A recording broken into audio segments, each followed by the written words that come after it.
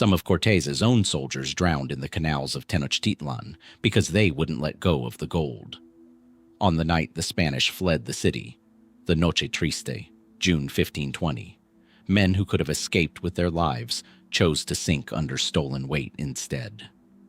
That single absurd choice is the seed of a legend that has outlived the empire it came from.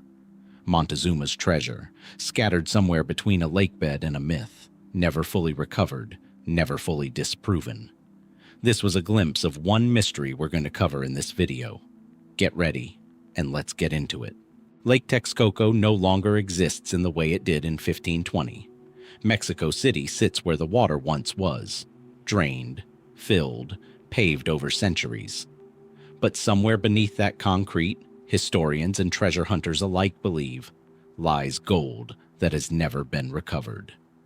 The story begins on the night of June 30th, 1520, the night the Spanish called La Noche Triste, the Night of Sorrows. Hernán Cortés and his men, besieged inside Tenochtitlan after the death of Emperor Moctezuma II, made a desperate escape across the Tlacopan Causeway, one of the narrow raised roads connecting the Aztec capital to the mainland. They were carrying with them, by multiple Spanish accounts, an extraordinary quantity of gold, melted down ornaments, ceremonial pieces, tribute collected from across the empire. They did not make it out clean. Aztec warriors attacked the retreating column in the dark, and the causeway gaps, some bridged, some not, became killing grounds. Bernal Diaz del Castillo, a soldier present that night and later a chronicler of the conquest, wrote that men drowned not from the fighting alone, but from the weight of the gold they refused to release. Armor, weapons, and stolen treasure pulled them under the water as they tried to cross. How much gold went into that lake with them? No Spanish inventory survives to say for certain. Estimates from later chroniclers vary wildly. Some describe cartloads, others describe a single melted ingot, too large for one man to carry, supposedly lost mid-crossing and never recovered even by the Spanish themselves in the days afterward. That's where the historical record turns quiet, and the legend begins to grow.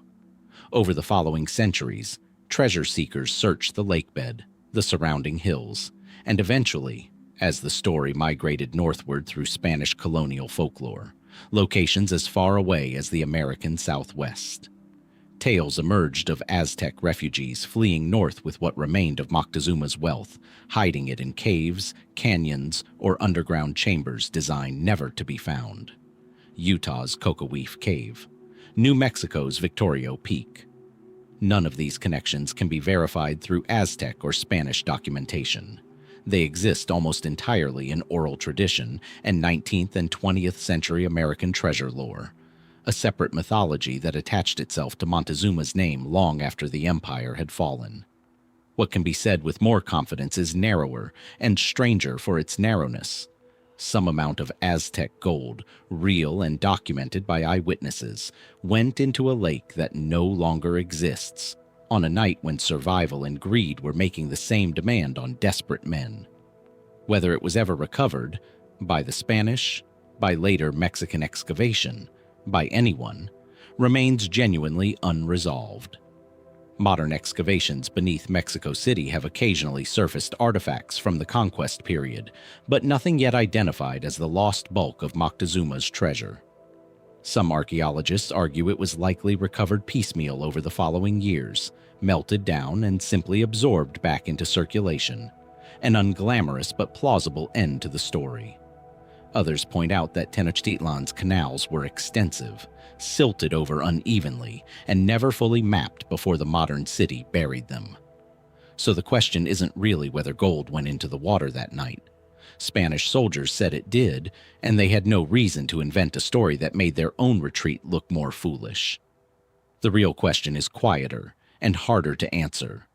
Is it still there, under a subway line, a cathedral foundation, a parking garage, waiting, or was it found long ago by someone who never told anyone what they'd found? Long before Tenochtitlan had causeways to defend, before there was gold to lose in a retreat, there was a beginning the Aztecs themselves could not fully locate.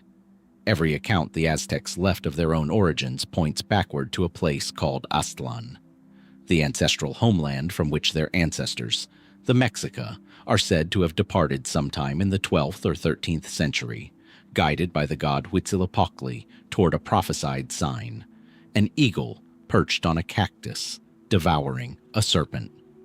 That sign, according to legend, appeared on a small island in Lake Texcoco, and it was there the wandering Mexica finally stopped and built what would become Tenochtitlan. The story is famous. It's on the Mexican flag today. What's far less settled is the place they left behind. Aztlan means, roughly, place of whiteness, or place of herons, depending on the translation, itself a small clue that has sent researchers in different directions for over a century. Aztec codices describe it as an island surrounded by water, populated by 7 tribes who lived in 7 caves, or Chicamastok, before setting out on a migration that reportedly lasted well over 100 years. The codices name places along the way. Some of those places can be tentatively matched to real geography in what is now northwestern Mexico. Others cannot be matched to anything at all. Where, then, was Aztlan itself? The mainstream academic position is cautious, almost deliberately unsatisfying. Most historians believe Aztlan was a real place, somewhere in the region of modern-day Nayarit, Sinaloa, or possibly as far north as parts of the present-day United States Southwest. But that its exact location was likely already partly mythologized by the time the Aztecs themselves were recording their own history, centuries after the migration supposedly occurred. In other words, even the Aztecs may not have known precisely where Aztlan was by the time Tenochtitlan was a powerful empire. It had become an origin story as much as a location, useful for legitimizing Mexica rule, invoked in ceremony and political rhetoric, its precise geography less important than its symbolic weight. That hasn't stopped people from looking for it as a real place on a real map. One of the more persistent candidates is Mexcaltitan, a small island town in Nayarit State, built on a circular pattern of canals that some researchers and locals alike have pointed to as an uncanny echo of Aztlan's island in a lake description. Mexcaltitan markets itself today, somewhat proudly, as the Mexican Venice, and leans into the Aztlan Association for Tourism as much as history. Whether the resemblance is meaningful or coincidental depends entirely on who you ask. Critics point out that circular island settlements built around canal systems weren't unique to one specific location in pre-Columbian Mesoamerica, and that a visual resemblance 700 years later isn't evidence of continuity. Other researchers have proposed locations further north, parts of what is now the American Southwest, including areas of Utah and New Mexico, based on looser interpretations of migration route place names in the codices, and a broader and more speculative theory that early Mesoamerican cultures had contact with, or origins connected to, indigenous groups much further north than is conventionally accepted. This theory remains on the fringes of serious scholarship, embraced more by alternative historians than by academic archaeologists, most of whom find the linguistic and archaeological evidence too thin to support a homeland that far from central Mexico. There is a third possibility, quieter than the other two, that some historians find more convincing precisely because it resists a tidy answer. That Aztlan was never one fixed place at all, but a composite, a mythologized memory stitched together from several real migrations, several real settlements, told and retold over generations until geography and legend became inseparable. Under this reading, asking, "Where was Aztlan?" may be a bit like asking where exactly the Garden of Eden was. The question assumes a level of literal, one-to-one correspondence between myth and map that the original storytellers may never have intended. And yet the pull to locate it hasn't faded. Mexican archaeologists have conducted serious expeditions into Nayarit and the surrounding coastline looking for physical confirmation. Amateur researchers continue to propose new candidate sites, sometimes based on satellite imagery, sometimes based on little more than a resemblance in a place name. Every few years a new claim resurfaces, a lake formation here, an unusual island settlement pattern there. And each time, the evidence turns out to be suggestive rather than conclusive. Perhaps that's fitting for a place whose name may have meant something closer to legend than geography, even to the people who once called it home. The Aztecs built an empire around the certainty of where their journey had ended. They were considerably less certain, or less concerned, about pinning down exactly where it began. If Aztlan was real, its precise location still hasn't been found. If it wasn't, if it was always more memory than map, then the search itself may be chasing something that was never meant to be located at all. Either way, the question the Aztecs left behind still stands, unanswered, 6 centuries later. Where does a civilization's story actually begin? And how much of that beginning is something a people chooses to remember, rather than something that ever truly existed on solid ground? If Aztlan was the beginning the Aztecs could never quite pin down, then Moctezuma II is where that story ends. And even his ending refuses to stay still. He was the 9th Tlatoani of the Mexica, ruler of an empire at its absolute height when Hernán Cortés and his men first walked into Tenochtitlan in November 1519.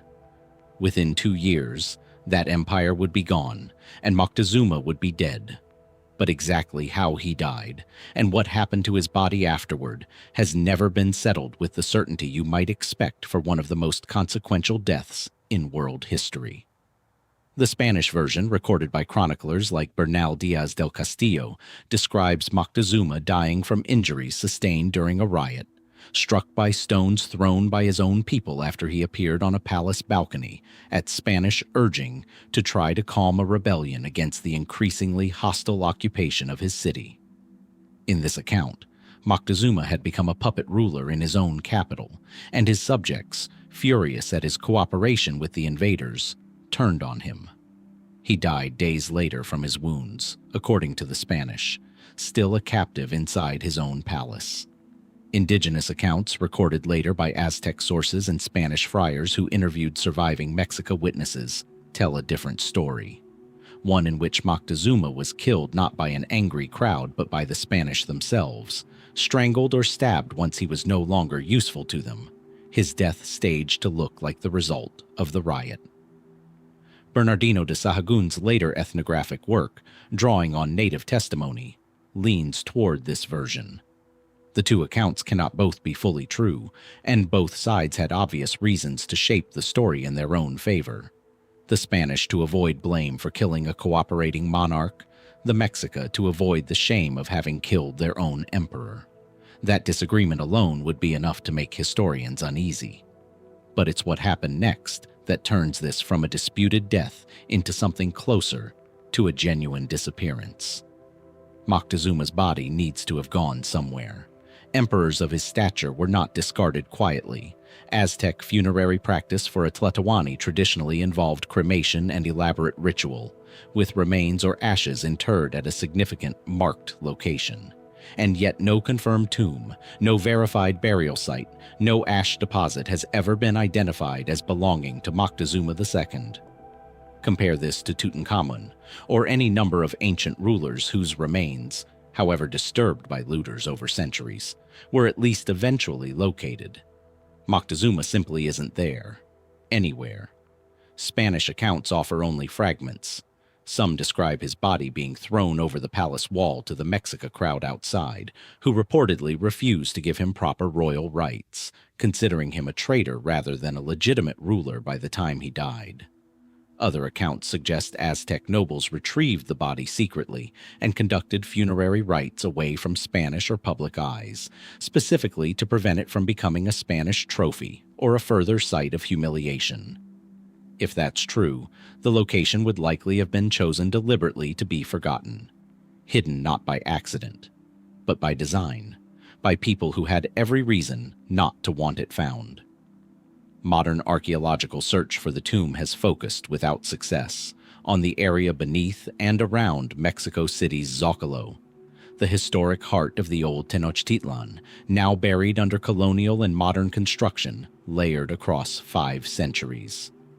Excavations of the nearby Templo Mayor complex, ongoing since the 1970s, have revealed extraordinary Aztec ritual deposits, offerings, and burials of other high-status individuals. But nothing yet conclusively tied to Moctezuma himself. Every few years, a new excavation or a newly translated colonial document reignites speculation that his remains might finally surface. So far, none has. There is a more unsettling possibility that some historians raise quietly, that Moctezuma's remains may have been destroyed rather than hidden, burned, scattered, or discarded specifically so that no tomb could ever become a site of Mexica resistance or reverence during the chaotic years of conquest that followed his death. Under Spanish colonial rule, an emperor's grave could become a rallying point. Erasing it entirely, whether by Spanish hands or Mexico ones trying to protect his memory from desecration, would have been a strategic choice as much as a religious one. What remains is a peculiar kind of historical silence. We know approximately when Moctezuma died. We have competing, incompatible accounts of how. And we have almost nothing reliable about where his body went afterward. No tomb to excavate, no ash deposit to test, no marker that survived even in oral tradition with any specificity. For a ruler whose empire left behind pyramids, codices, and a capital city whose ruins still surface every time Mexico City lays new infrastructure, the disappearance of Moctezuma's own remains stands out precisely because everything else around him was so thoroughly documented, built, and remembered. So the question sits, unresolved after 5 centuries. Was his body destroyed to erase a symbol too dangerous to leave standing, hidden to protect it from becoming exactly that symbol, or simply lost in the genuine chaos of a city collapsing in real time? And if it's still down there, beneath a cathedral or a subway tunnel or a street vendor's stall in modern Mexico City, would anyone even recognize what they'd found? An emperor's body disappearing is not, it turns out, something that happened only once in Aztec history. It happened again, to the man who came after him, and the second disappearance is, in some ways, even harder to explain than the first.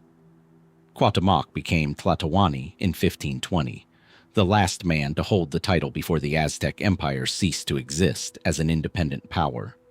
He was young, decisive, and, unlike Moctezuma, remembered by history as a resistor rather than a collaborator. It was Cuauhtémoc who led the defense of Tenochtitlan during the brutal 1521 siege that finally broke the empire, and it was Cuauhtémoc who was captured by Spanish forces when the city fell, reportedly attempting to flee by canoe across the lake before being taken. Cortés kept him alive, at least initially, a decision that would matter a great deal to what happened next, and to the mystery that followed. For roughly 4 years, Cuauhtémoc lived as a captive of the Spanish, a symbolic prisoner in a conquest that had already been won.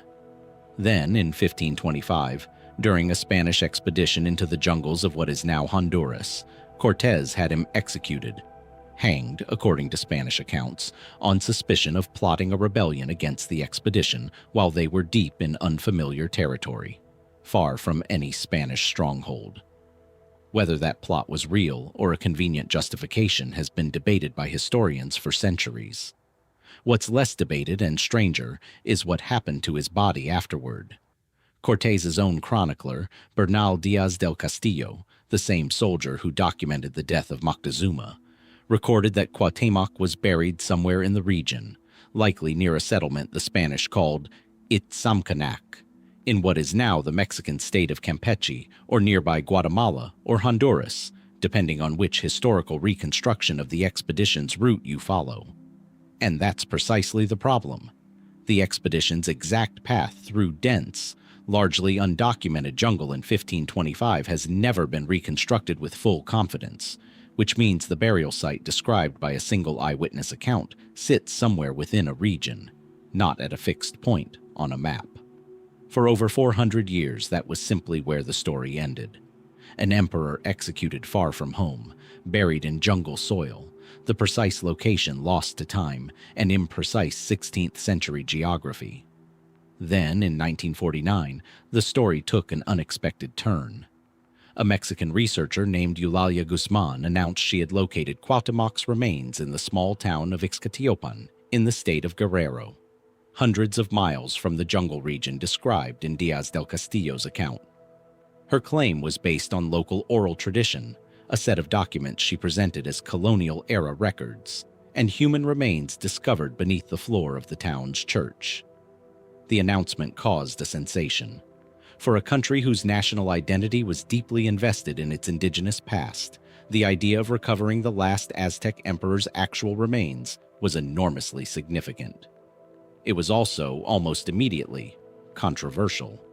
A commission of historians and scientists convened by the Mexican government to examine Guzman's evidence found serious problems.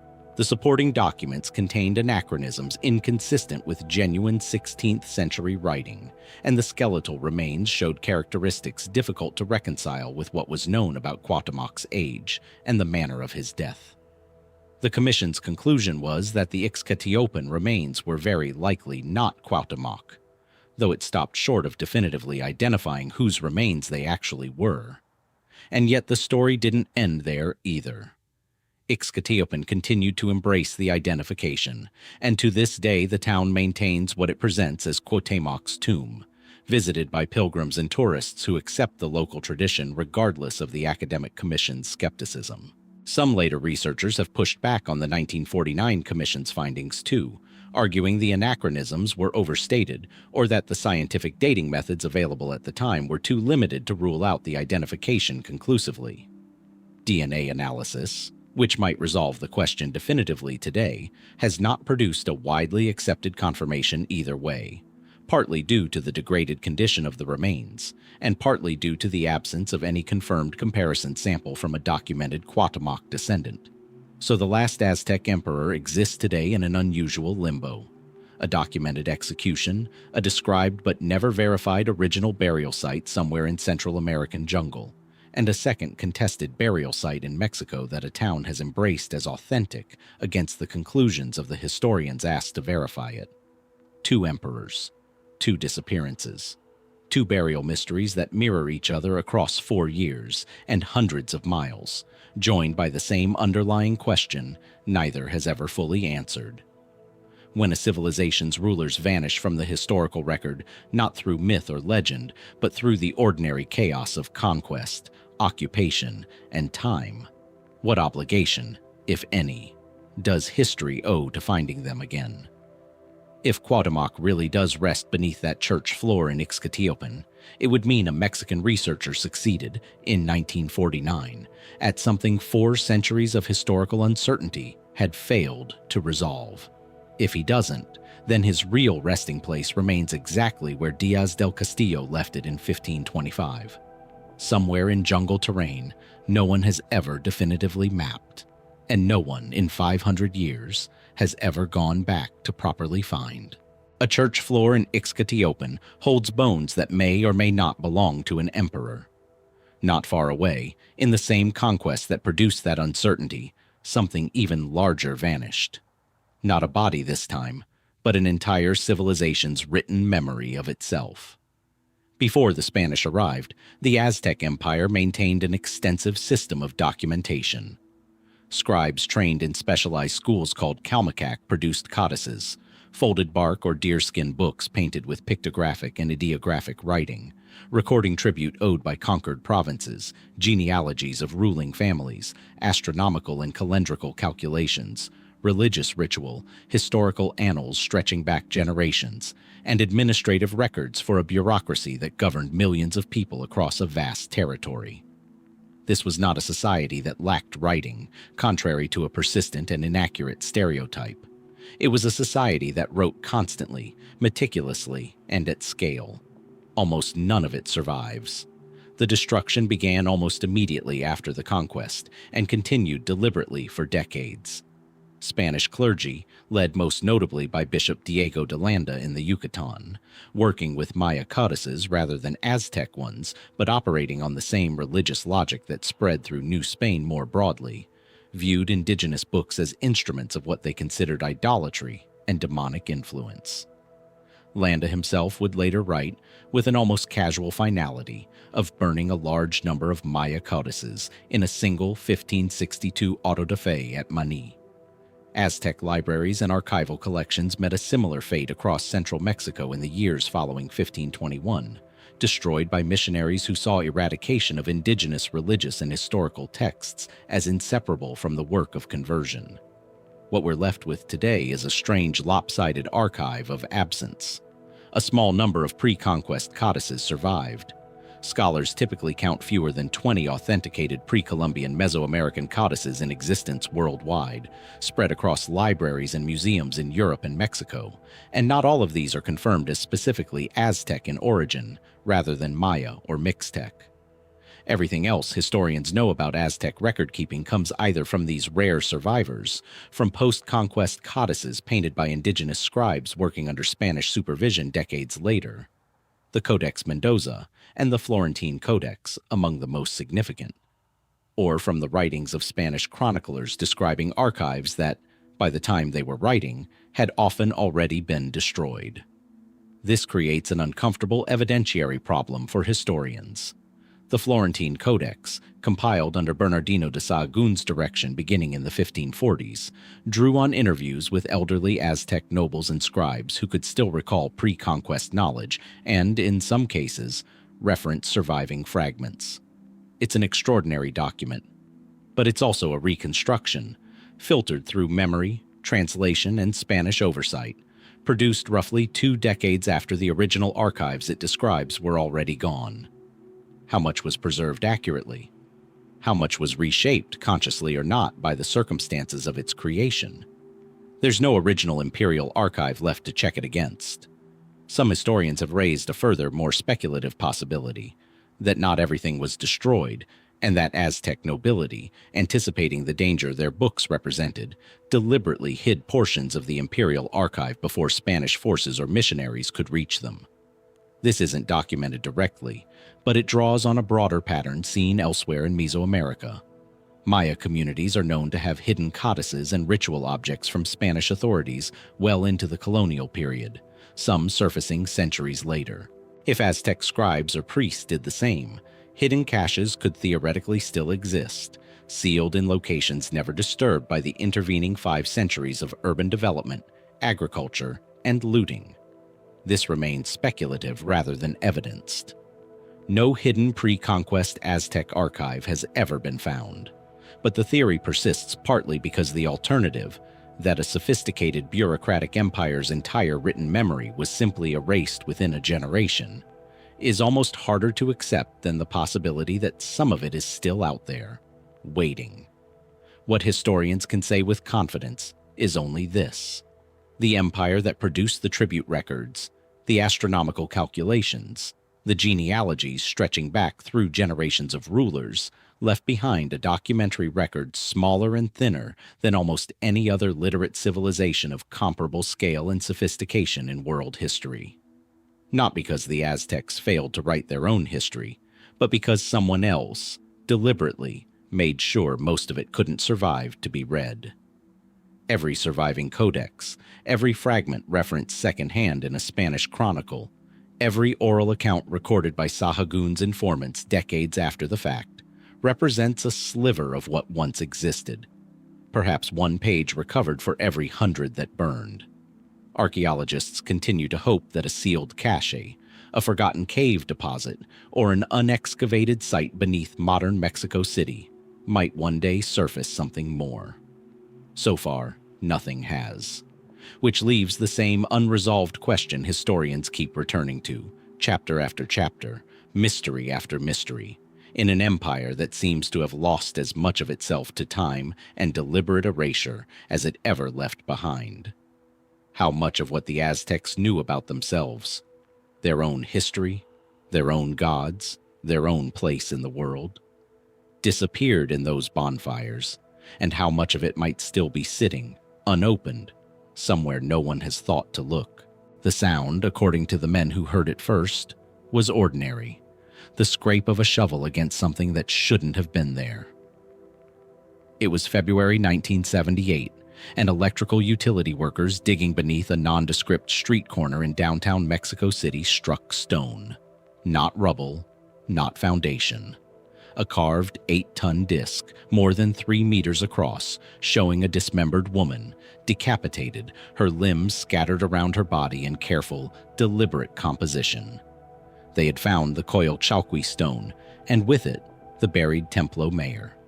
For nearly 450 years, the Sacred Heart of the Aztec Empire had been sitting directly beneath the colonial and modern city built on top of it, beneath cathedral foundations, beneath streets, beneath the daily foot traffic of a metropolis that had, in some sense, forgotten exactly where it was standing.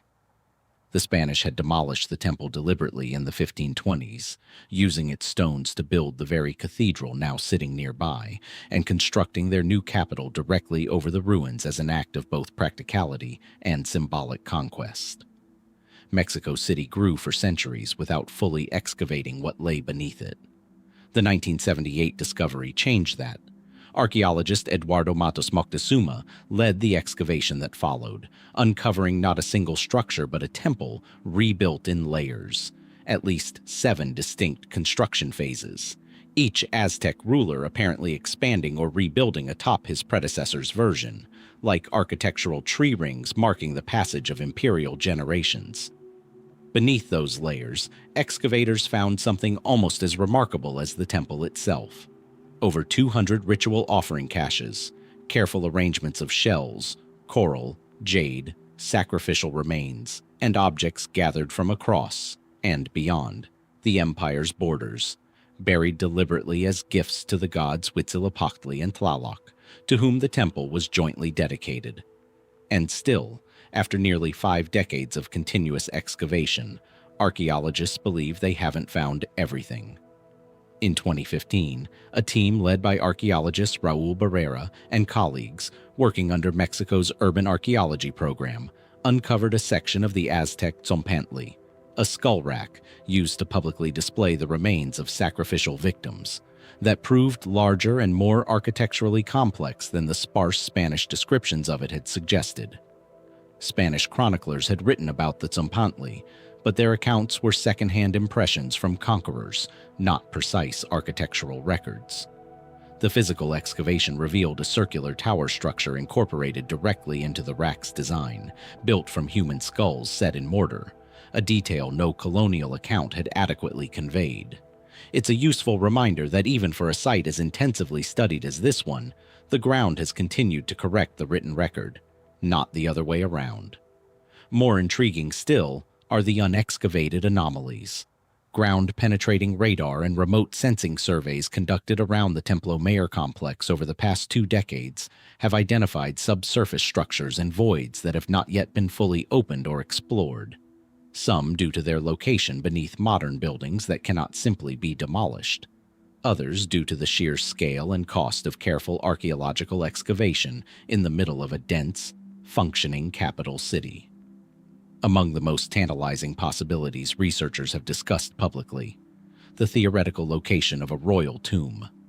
Despite the extraordinary volume of ritual offerings recovered from the site, no confirmed burial of an Aztec Tlatoani has ever been found at the Templo Mayor, which is itself strange given the site's clear status as the empire's most sacred ceremonial center. If any Aztec emperor was interred with full ritual honor at the heart of his own empire, logic suggests it should be here. And yet, so far, it isn't. Some archaeologists suspect such a tomb, if it exists, may lie beneath sections of the site not yet accessible, protected by colonial-era foundations laid directly overhead, or by the practical limits of excavating in the middle of a living city, rather than an isolated ruin.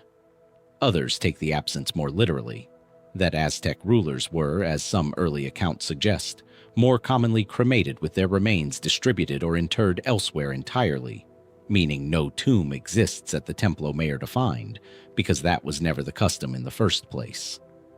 The excavation continues. Every few years brings a new tunnel, a new offering cache, a new architectural detail that revises what was previously assumed.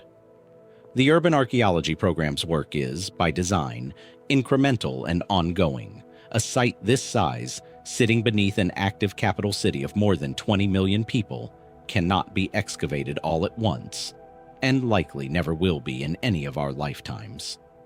which leaves the question sitting exactly where it was in 1978, only somewhat better informed. How much of the Aztec Empire's ceremonial and political heart is still down there, sealed beneath streets and buildings archaeologists cannot yet reach? And what would it mean after 5 centuries of digging one careful layer at a time to finally find the one chamber this entire excavation seems to have been quietly searching for all along? Before going further, it's worth pausing on something already mentioned only briefly, because the deeper you look at the Huey Tzompantli, the great skull rack of Tenochtitlan, the stranger its details become. Spanish conquistadors who saw it firsthand described numbers that, for centuries, historians treated with justified skepticism. Andres de Tapia, one of Cortez's soldiers, claimed to have personally counted the skulls arranged on the rack's wooden poles and towers, arriving at a figure exceeding 100,000. Other Spanish accounts offered similarly staggering estimates. For a long time, mainstream historians assumed these numbers were conquistador exaggeration, a rhetorical device meant to justify the conquest by emphasizing Aztec brutality to audiences back in Spain, or simply the unreliable impression of terrified soldiers overwhelmed by an unfamiliar and genuinely gruesome structure. Surely, the reasoning went, no society could have practically produced, displayed, and maintained 100,000 human skulls on public racks. The 2015 excavation, led by archaeologists Raul Barrera and Lorena Vasquez under Mexico's Urban Archaeology program, complicated that comfortable skepticism considerably. What they uncovered wasn't simply a row of wooden poles strung with skulls, the image most familiar from colonial-era illustrations. It was a round tower, several meters in diameter, constructed with human skulls mortared directly into its structure, a permanent architectural feature, not merely a display rack. And its scale, once fully mapped, suggested the Spanish estimates, while probably still inflated, may not have been the wild exaggerations historians had assumed. If the tower represented only one component of a much larger complex, additional rows of poles, additional towers not yet excavated, a total in the tens of thousands, even if short of the Spanish claim of 100,000, becomes considerably more plausible than it once seemed. What has proven far more difficult to explain than the scale is the demographic makeup of who ended up there. Aztec ritual sacrifice, as commonly understood, focused primarily on captured male warriors. Enemy soldiers taken in battle, sacrificed to honor the gods and to demonstrate the empire's military dominance to visiting dignitaries and subject provinces alike. That's the framework most historical accounts, both Aztec and Spanish, describe. But when researchers examined the skulls recovered from the tower, they found something the framework didn't fully predict. A significant number of women and children as young as 3 years old integrated into the structure alongside adult men. This finding, published by researchers analyzing the excavation, unsettled the existing scholarly consensus about who the Tzompantli's victims actually were. Some researchers have proposed that women and children may have been sacrificed for reasons distinct from the warrior-captive framework, perhaps tied to specific religious ceremonies dedicated to different deities with their own ritual requirements, occasions that called for victims outside the standard captured soldier model. Others point to isotope analysis conducted on some of the recovered skulls, which suggested a number of individuals were not originally from the Valley of Mexico at all, but from more distant regions of the empire or beyond it, raising the possibility that tribute or trade networks, not only battlefield capture, funneled sacrificial victims toward Tenochtitlan from considerably farther away than previously assumed. Neither explanation has been confirmed. Both remain live debated possibilities among the archaeologists and bioarchaeologists still working through the material recovered from the site. What's clear is only that the Tzompantli was not exclusively what generations of textbooks, working from limited Spanish descriptions, had assumed it to be. There's a further complication that continues to nag at researchers examining the tower's construction. The deliberate, careful arrangement of the skulls within the mortar suggests this wasn't a hurried or purely functional structure. Skulls were positioned with apparent intentionality, facing particular directions, arranged in specific patterns, indicating a level of architectural and ritual planning that a simple display of conquered enemies framework doesn't fully account for. Was the tower's design itself carrying additional symbolic or cosmological meaning beyond its evident function as a demonstration of power? Aztec religious architecture elsewhere in Tenochtitlan often encoded calendrical, astronomical, or mythological information into physical structure. Whether the Tzompantli Tower did the same remains, for now, an open question rather than a settled finding. Excavation of the Tzompantli complex is still ongoing, constrained by the same practical realities limiting work throughout the Templo Mayor site. Modern buildings overhead, a living city that cannot simply be paused for archaeology. Every additional section uncovered has, so far, added complexity rather than resolving it.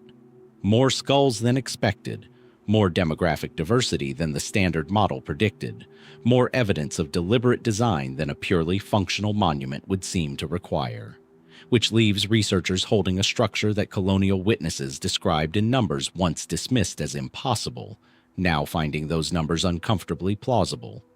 While the deeper question of exactly who ended up in that tower, and precisely why, remains only partially answered. One carefully mortared skull at a time. Some miles beneath where the skull tower stands, and centuries before either it or the temple above it reached its final form, Tenochtitlan was still a swamp island the Mexica had only just claimed. The city's founding is traditionally dated to 1325, when the wandering Mexica people, according to their own histories, saw the prophesied eagle on a cactus and settled the marshy island in Lake Texcoco. Their first ruler, Ehecatl, took the title of Tlatoani around 1376. Not simply as a founder king in the mythic sense, but as a deliberately chosen figure with Culhuacan royal bloodline, installed specifically to give the young settlement legitimacy among its more established neighbors. He was followed by Huitzilopochtli, then Chimalpopoca, then Ehecatl, the four rulers who governed Tenochtitlan through its transformation from a minor tributary settlement into the founding partner of the Triple Alliance that would eventually become the Aztec Empire. Every one of their tombs is missing. This is a different kind of absence than the mysteries already explored. Moctezuma and Cuauhtémoc disappeared amid the specific chaos of conquest. Captured, killed, buried hastily by people with obvious reasons to obscure the location. The earliest rulers died under entirely different circumstances. Peacefully, or at least not amid foreign invasion, in a functioning Aztec state that had every opportunity to bury and commemorate them according to proper custom, with no Spanish disruption anywhere on the horizon for another century or more. And yet archaeologists have never identified confirmed burial sites for any of the first four Tlatoc. Templo Mayor excavations have recovered rich funerary offerings believed associated with later rulers. Ehecatl and others closer to the conquest, whose ceremonial deposits align with construction phases datable through Aztec calendrical records tied to their reigns. But nothing has been confidently matched to the founding generation. The offerings simply aren't there, or haven't been recognized as theirs, in a site that has otherwise proven remarkably rich in exactly this kind of material. One explanation offered by historians is architectural rather than mysterious. The earliest versions of the Templo Mayor were smaller, simpler structures, built and then deliberately buried under subsequent expansions, as each new ruler enlarged the temple atop his predecessor's version. The layered construction phases uncovered since 1978. If early rulers were interred within or near those initial smaller structures, their remains and any accompanying offerings could be sitting far deeper within the temple's foundation than archaeologists have yet been able to excavate, protected under literally tons of subsequent construction that later Aztec rulers added on top, layer after layer, for nearly a century and a half after the first four Tlatoc died.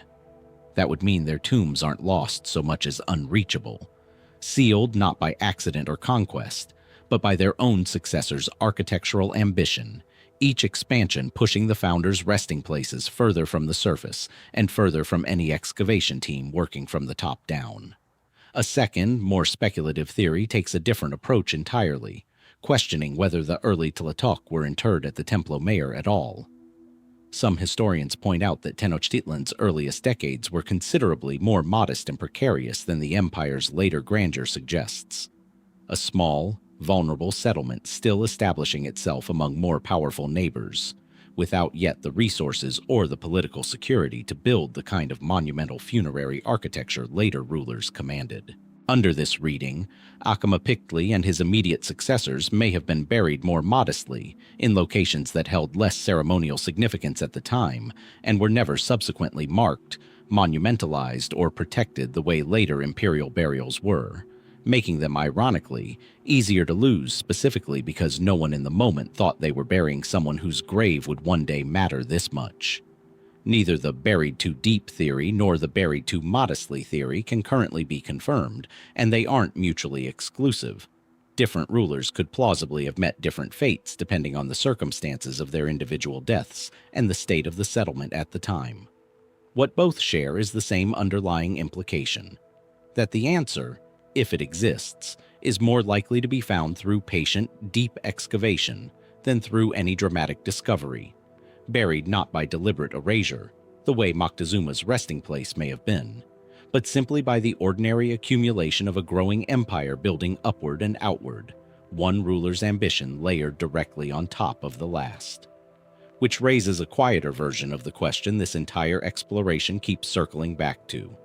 If the founders of one of the most thoroughly excavated archaeological sites in the Western Hemisphere still can't be located after nearly 50 years of careful digging, how much of their story is simply waiting under one more layer of stone? And how many more decades of patient excavation would it take to finally reach it? Centuries before Ehecatli's people ever reached the swampy island where they would build their capital, another civilization had already dug into the earth roughly 30 miles away. And what they buried there is, if anything, stranger than anything found beneath Tenochtitlan itself. The site is Teotihuacan, and the first thing worth clarifying is something the Aztecs themselves got, in a sense, wrong, or perhaps more accurately, reinterpreted on their own terms.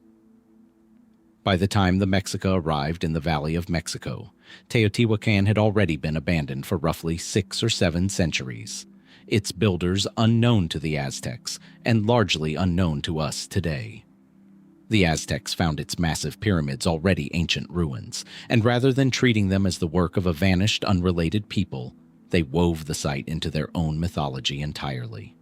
They gave it the name it still carries: Teotihuacan, the place where the gods were created, the location, according to Aztec belief, where the sun and moon themselves came into being. It became one of the most sacred sites in the entire Aztec cosmological worldview, despite having nothing to do with Aztec construction at all. That reverence is worth holding on to, because it makes what was found beneath the site in 2003 considerably more resonant than a simple archaeological curiosity. Archaeologist Sergio Gomez, using ground-penetrating radar surveys beneath the Pyramid of the Feathered Serpent, detected an anomaly: a void, deliberately hollowed, running deep beneath the structure. Excavation confirmed a tunnel roughly 300 to 40 feet long, descending some 50 feet below the pyramid's base, terminating in a cross-shaped chamber. It had been sealed shut roughly 1,800 years ago, apparently by Teotihuacan's own people, and left undisturbed until Gomez's team finally broke through. What they found inside reads almost like a deliberate riddle. Thousands of individual objects, carved jade figurines, sculpted shells, rubber balls, jaguar remains, and, most puzzling of all, an estimated tens of liters of liquid mercury pooled in sections of the chamber floor, quietly reflecting excavators' lights back at them like an underground mirror no one had expected to find. Liquid mercury does not occur naturally in a usable, pooled form. Producing it requires processing cinnabar ore through methods that demand real technical and ritual investment. This wasn't an accident or a geological curiosity, but a substance someone chose, deliberately and at real cost, to place in a sealed chamber 50 feet underground, never intending it to be seen again. Why mercury specifically? Some archaeologists have proposed it may have represented an underworld river or lake in Teotihuacan cosmology, a shimmering, reflective surface standing in for water in the realm of the dead, or perhaps a symbolic connection to celestial bodies given its unusual moon-like liquid sheen. Others suggest it may have held meaning tied to concepts of transformation or the passage between worlds, given Mercury's unusual physical properties compared to any other substance available to Mesoamerican craftspeople. No definitive explanation has been established. The people who built the chamber left no written account of what the Mercury was meant to represent, and Teotihuacan's writing system, unlike the Aztecs' own pictographic records, remains only partially understood by modern scholars. Gomez's team also proposed something more provocative, that the tunnel's layout, its depth, and the placement of the chamber may have been designed to symbolically represent the Teotihuacan underworld itself, meaning the tunnel wasn't simply a passage leading to a storage chamber, but the underworld's physical stand-in, built to be entered, sealed, and never disturbed again, a one-way ritual journey encoded permanently into the earth. The Aztecs, arriving centuries later and finding this site already ancient, seem to have sensed something of its significance even without knowing precisely what lay beneath it. Their own pilgrimages to Teotihuacan, and their choice to mythologize it as the birthplace of the sun, suggest they recognized the site carried weight beyond ordinary ruins, whether through surviving oral tradition passed down from intervening cultures, or through nothing more than the sheer scale and mystery of the structures themselves, silently insisting on their own importance to anyone who encountered them. Beyond Teotihuacan, archaeologists have also identified genuine tunnel systems beneath Tenochtitlan's own Templo Mayor complex, connecting ceremonial structures and allowing priests to move between sacred spaces away from public view. Functional rather than purely symbolic, but still only partially mapped, constrained by the same practical excavation limits affecting the rest of the site. Whether these Tenochtitlan tunnels connect to larger networks or terminate in additional sealed chambers still undiscovered beneath the modern city, remains, like so much else in this exploration, unconfirmed. What ties Teotihuacan's tunnel to everything already uncovered beneath Tenochtitlan is a shared pattern too consistent to be coincidental. A civilization, or in this case, two civilizations separated by centuries but bound by shared reverence, repeatedly choosing to bury its most significant objects, symbols, and possibly its dead, deliberately out of reach, sealed with apparent intention rather than simple burial or neglect, not lost by accident, placed carefully to stay hidden. Which leaves one further question sitting alongside all the others gathered so far. If a chamber engineered with this much precision, sealed with this much apparent ritual purpose, still can't be fully explained after 2 decades of study, what does that suggest about everything else these civilizations chose to bury? And how much of it was ever meant to be understood by anyone who came looking for it later?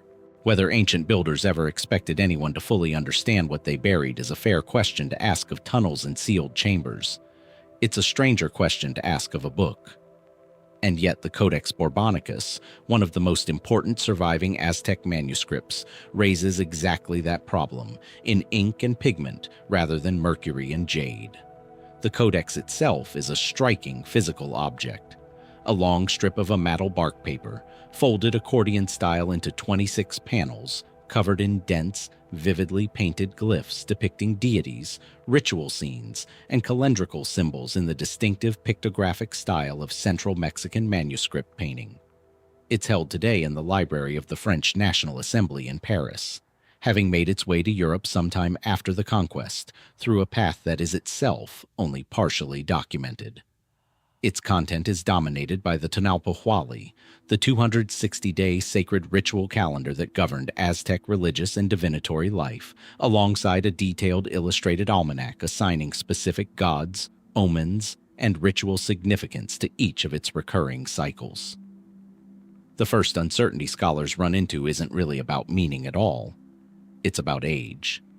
Art historians and codex specialists have debated for decades whether the Borbonicus was painted before the conquest, entirely within the pre-Columbian tradition, or produced shortly after 1521 by indigenous scribes working from genuine pre-conquest models but under, or at least alongside, early colonial influence.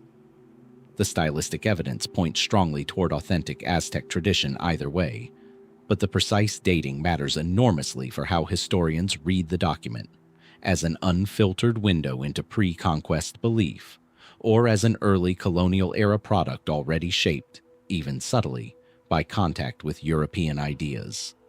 No definitive resolution has been reached. Radiocarbon and material analysis of the Ehecatl paper has narrowed the range somewhat, but hasn't settled the question outright. The deeper mystery, though, sits inside the glyphs themselves. Aztec pictographic writing was never a full phonetic script in the way Maya hieroglyphs eventually proved to be. It operated through a dense combination of pictorial representation, ideograms, and occasional phonetic elements, meaning a great deal of a codex's meaning depended on oral tradition and specialist knowledge that existed alongside the painted page, not fully contained within it. A trained Tonopukwi, a calendar priest, would have read the Borbonicus not simply by looking at the images, but by drawing on memorized ritual knowledge the images were only partially recording, a kind of visual shorthand for a much larger, unwritten body of religious practice. That oral tradition died with the priesthood that carried it. What survives on the page, as a result, is something scholars increasingly describe less as a complete text and more as a set of prompts for a performance no one alive today has ever seen. This creates specific, persistent puzzles. Certain deity pairings and symbolic associations within the almanac section don't fully align with descriptions found in other colonial-era sources, like Sahagun's Florentine Codex, raising the question of whether the Borbonicus represents a regional or priestly variant of broader Aztec cosmology, rather than a single standardized version.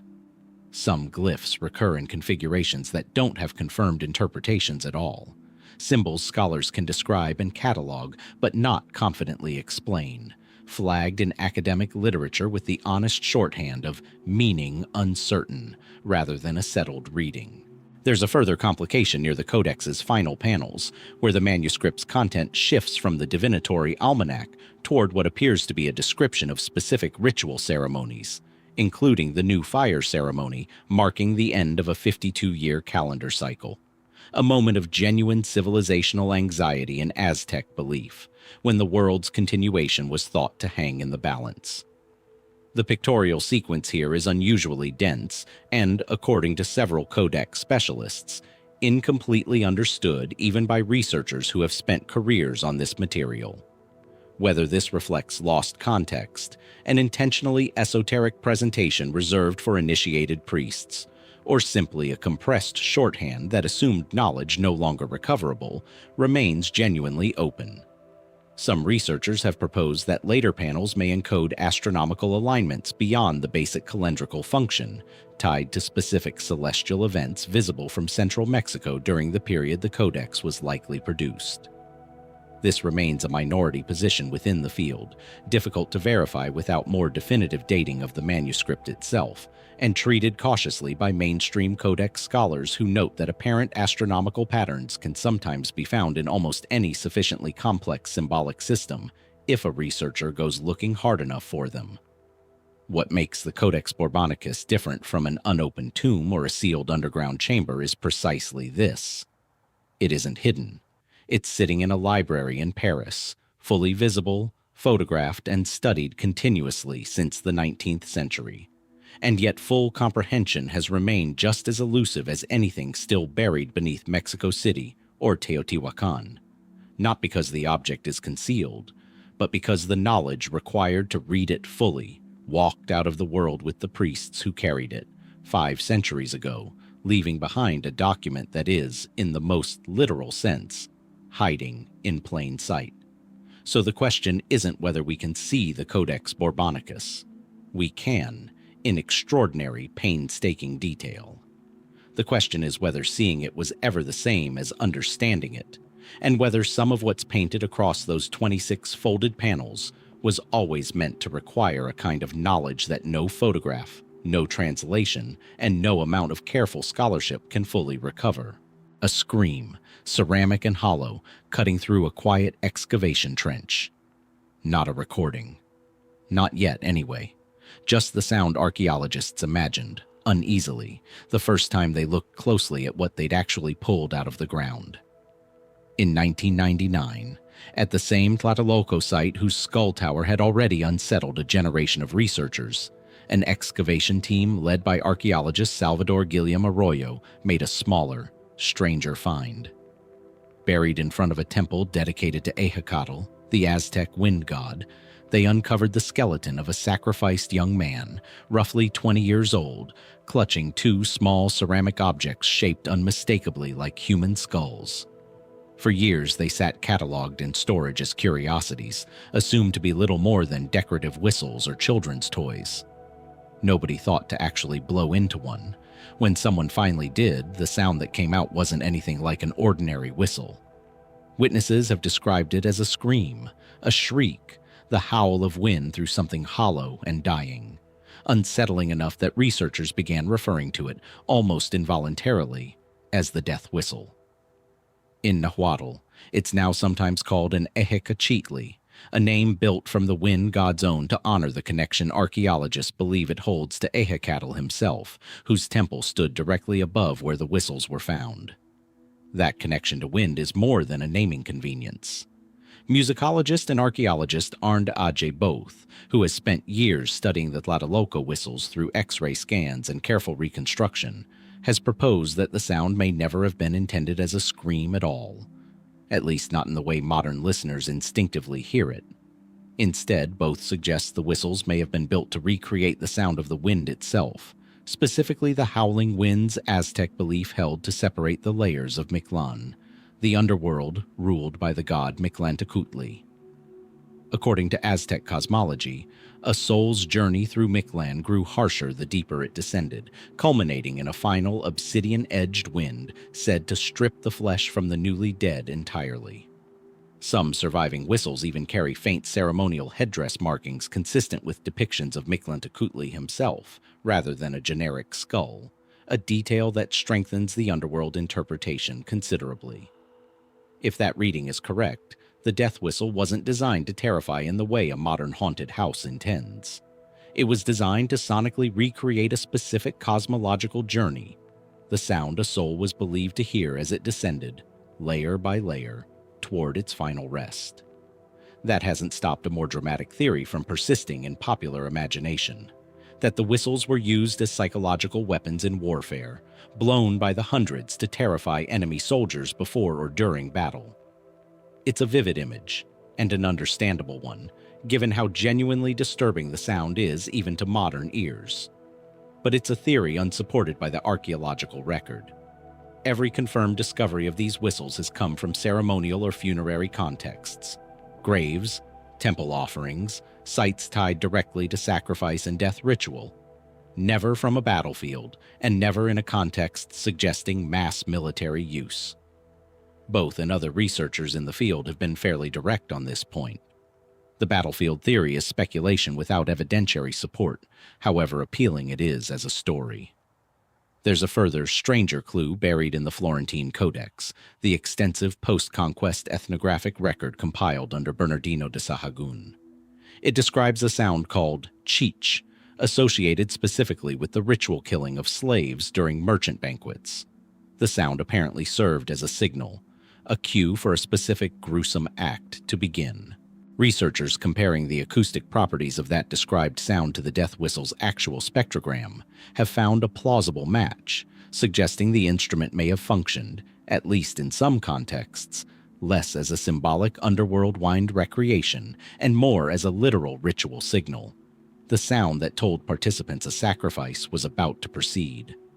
Modern science has added a final, genuinely strange layer to all of this. In recent neuroscience research, published in the journal Communication Psychology, researchers played recordings of the death whistle's sound to test subjects while monitoring their brain activity. The results showed the sound activating regions of the brain associated with fear response and with the processing of symbolic, emotionally loaded meaning. Not simply registering as noise, but triggering something closer to an instinctive threat response, regardless of whether the listener had any context for what they were hearing or why. Researchers have attributed part of this effect to the whistle's unusual internal structure, sometimes described as a chaos chamber design, which produces sound waves in an unusually unpredictable layered pattern, rather than a single clean tone. In other words, whatever the Aztecs intended this sound to do to the people who heard it, it may still be doing something close to that, 5 centuries later, to listeners who have no idea what Mictlan is, no belief in Ehecatl, and no ritual context at all. The fear response, at least, appears to require no shared culture to work. What remains unresolved is the whistle's precise, singular purpose, whether it was a cosmological soundtrack for the soul's descent, a literal signal cueing a sacrifice, some combination of both depending on the specific ceremony, or something else these categories don't yet capture. Only a small number of confirmed examples have ever been recovered, all from ceremonial contexts, which limits how confidently researchers can generalize about their use across the wider empire. So the question settles, uncomfortably, alongside the sound itself. If an object built 7 centuries ago can still trigger a genuine fear response in a modern brain scan, with none of the original belief system intact to explain why. What does that suggest about how precisely and how deliberately its makers understood the sounds they were building, long before anyone had a word for psychoacoustics at all? A ceramic skull, fired in clay, survived 5 centuries in the ground well enough to still make a sound when someone finally blew into it. Objects made of a far more coveted material fared much worse. Spanish chroniclers who witnessed Aztec goldwork firsthand did not hold back their admiration. Bernal Diaz del Castillo described gifts sent to Cortes and later to the Spanish crown, intricately worked gold pieces so fine that European goldsmiths who examined them reportedly struggled to explain how they'd been made without European tools or techniques. Aztec goldsmiths held a specific title in Nahuatl, Teocuitlapisque, those who blow gold, a name referring directly to the blowpipes used to superheat furnaces hot enough to melt the metal for casting. Their primary technique was lost wax casting, building a wax model over a clay core, encasing it in more clay, melting out the wax through a channel, then pouring in molten gold to fill the void the wax left behind. It's a demanding, unforgiving process, and Aztec goldsmiths were good enough at it to cast hollow figures with genuinely moving parts, tiny bells and pendants that swing freely. In a single pour, a level of technical control that still impresses metallurgists studying surviving pieces today. And there, immediately, is the problem. Surviving pieces are almost vanishingly rare. Nearly everything the Spanish received, as tribute, as gifts, as plunder, was melted down almost immediately after arriving in Spain. The Spanish crown wanted bullion, not art. Cortes himself sent crates of extraordinary, individually crafted goldwork back to Charles V, and most of it went straight into the royal foundries to be recast as standardized ingots and coin. A handful of pieces survived by accident, sent instead to other European courts as curiosities before the melting began, or simply overlooked in transit, and those few survivors are now scattered across museums in Europe and Mexico, treated as almost impossibly precious precisely because there is so little else like them left anywhere in the world. Which raises a question that has nothing to do with the Spanish at all. Where within Tenochtitlan itself were these objects actually made? Documentary sources make clear that skilled goldsmiths worked within the capital, alongside featherworkers, lapidaries, and other specialized artisans supported by tribute and served by dedicated craft guilds. Spanish accounts describe visiting workshops and marketplaces where finished goldwork could be seen and purchased. Some of the finest goldsmiths serving the Aztec court, interestingly, may not have been ethnically Mexica at all. Surviving pieces and stylistic analysis suggest a number of master goldsmiths working in or supplying Tenochtitlan were Mixtec artisans, from the Oaxaca region to the south, whose gold casting tradition considerably predated Aztec Imperial expansion, and who appear to have been specifically recruited or drawn to the wealth and patronage of the capital. Whether they worked in dedicated Mixtec workshops within the city, trained Mexica apprentices directly, or operated through some more complicated arrangement of tribute and commission, remains only partially clear from the documentary record. What archaeology has not yet delivered is a confirmed excavated goldsmith's workshop within Tenochtitlan itself, a site with furnace remains, casting debris, discarded molds, the physical residue of the process Spanish chroniclers described in such admiring detail. This is a strange gap for a craft this well documented in writing. Compare it to the extensive offering caches recovered from the Templo Mayor or the meticulously excavated Tzompantli Tower. Categories of physical evidence that have surfaced in abundance precisely because researchers knew roughly where to dig. No comparable goldsmithing site has been identified with the same confidence, despite decades of urban excavation beneath modern Mexico City. Some archaeologists suggest the explanation may be frustratingly mundane. Workshops using clay molds and modest furnaces may simply not have left durable, easily identifiable archaeological traces, especially in a location later built over so many times, by Spanish colonizers and modern developers alike, that thin layers of craft debris could have been destroyed or scattered long before any systematic excavation reached them. A goldsmith's workshop, after all, doesn't leave behind ritual offerings the way a temple does. It leaves broken molds and ash, easily lost or misidentified amid centuries of urban rebuilding. Others point to a more specific possibility: that gold working, given its value and its ties to tribute and elite consumption, may have been concentrated in a small number of closely controlled locations, perhaps within palace complexes rather than dispersed marketplace workshops, meaning any surviving evidence could be sitting beneath specific, still unexcavated sections of the old Imperial Palace grounds, protected from casual discovery by the same practical constraints limiting excavation elsewhere in the city. Either way, what's left is an unusual asymmetry. Extraordinary written testimony to a gold-working tradition Spanish observers considered equal to or beyond anything in contemporary Europe. A small handful of surviving objects precise and skilled enough to prove those accounts weren't exaggerated, and almost nothing in the ground to show exactly where, or precisely how, any of it was actually made. The gold itself, mostly, is gone. Melted into coin centuries ago, indistinguishable now from any other Spanish bullion that ever passed through a royal foundry. The craft that made it, described in such vivid detail by the very people who destroyed most of its output, still doesn't have a confirmed home. If a workshop survives intact somewhere beneath the modern city, its molds broken but still recognizable, its furnace ash still faintly outlining where the fire once burned, it would be one of the few physical links left to a tradition Spanish conquerors admired enough to write about extensively and valued enough to destroy almost completely. Move from an unfound gold workshop to a temple that was, almost accidentally, found twice. Once by the people who built it, and once, 5 centuries later, by construction workers digging a subway line. In 1967, as Mexico City prepared for the 1968 Olympics, workers building the Pino Suarez metro station struck something ancient beneath the surface. A circular stone platform, unmistakably ceremonial, unmistakably pre-Hispanic. Rather than remove it, engineers redesigned the station around it. Today, commuters transferring between 2 of the city's busiest metro lines walk directly past a small, round Aztec temple sitting in the middle of the passageway.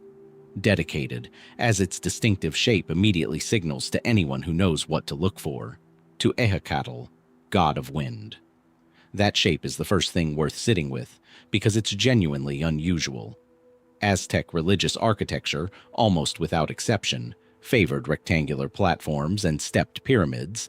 The Templo Mayor itself, layer after layer, is built from sharp-cornered rectangular construction. Temples to Ehecatl break that pattern entirely. They're circular, topped with a conical roof. And this wasn't a one-off architectural quirk specific to Pino Suarez. Circular Ehecatl temples have been identified at multiple sites across the Valley of Mexico and beyond. Several in Tlatelolco, one beneath the Spanish Cultural Center near the Zocalo, another at Calixtlahuaca near Toluca, where archaeologists also recovered a life-size stone sculpture of the god himself inside his round sanctuary. The mainstream explanation for the shape is elegant and, on its own terms, entirely convincing. Wind doesn't behave well around sharp corners. A rectangular building creates turbulence, dead air pockets, resistance. A cylinder lets air flow around it smoothly, uninterrupted, the way wind actually moves across open ground. Building a temple to the wind god in a shape that let the wind pass through and around it unobstructed wasn't just symbolic. It was functional architecture, encoding the god's nature directly into the physics of the structure, meant to honor him. Several Aztec-era sculptures of Ehecatl reinforce this same idea visually. Spiraled, helix-like forms that bear an unmistakable resemblance to the shape of a tornado, as though Aztec artists had independently arrived at the same visual shorthand for rotational wind that modern meteorologists would later formalize with very different tools. That explanation accounts for why the shape makes sense. It doesn't fully explain how far and how long that same design traveled. Circular temples associated with wind deity worship don't appear only in Aztec territory, or in the Aztec era specifically. Similar round ceremonial structures, the Guachimontones, near modern Guadalajara, belong to the Tenochtitlan tradition, a culture that flourished centuries before the Aztec Empire existed, in a region hundreds of miles to the west, with no direct political or documented cultural continuity connecting it to Tenochtitlan. A spiral-formed temple at Xochitecatl, north of Puebla, shows comparable circular design principles applied to wind worship in yet another distinct cultural context. Are these separate cultures, separated by centuries and considerable distance, independently arriving at the same architectural solution because the underlying physical logic, round shapes reduce wind resistance, is simply true regardless of who's building?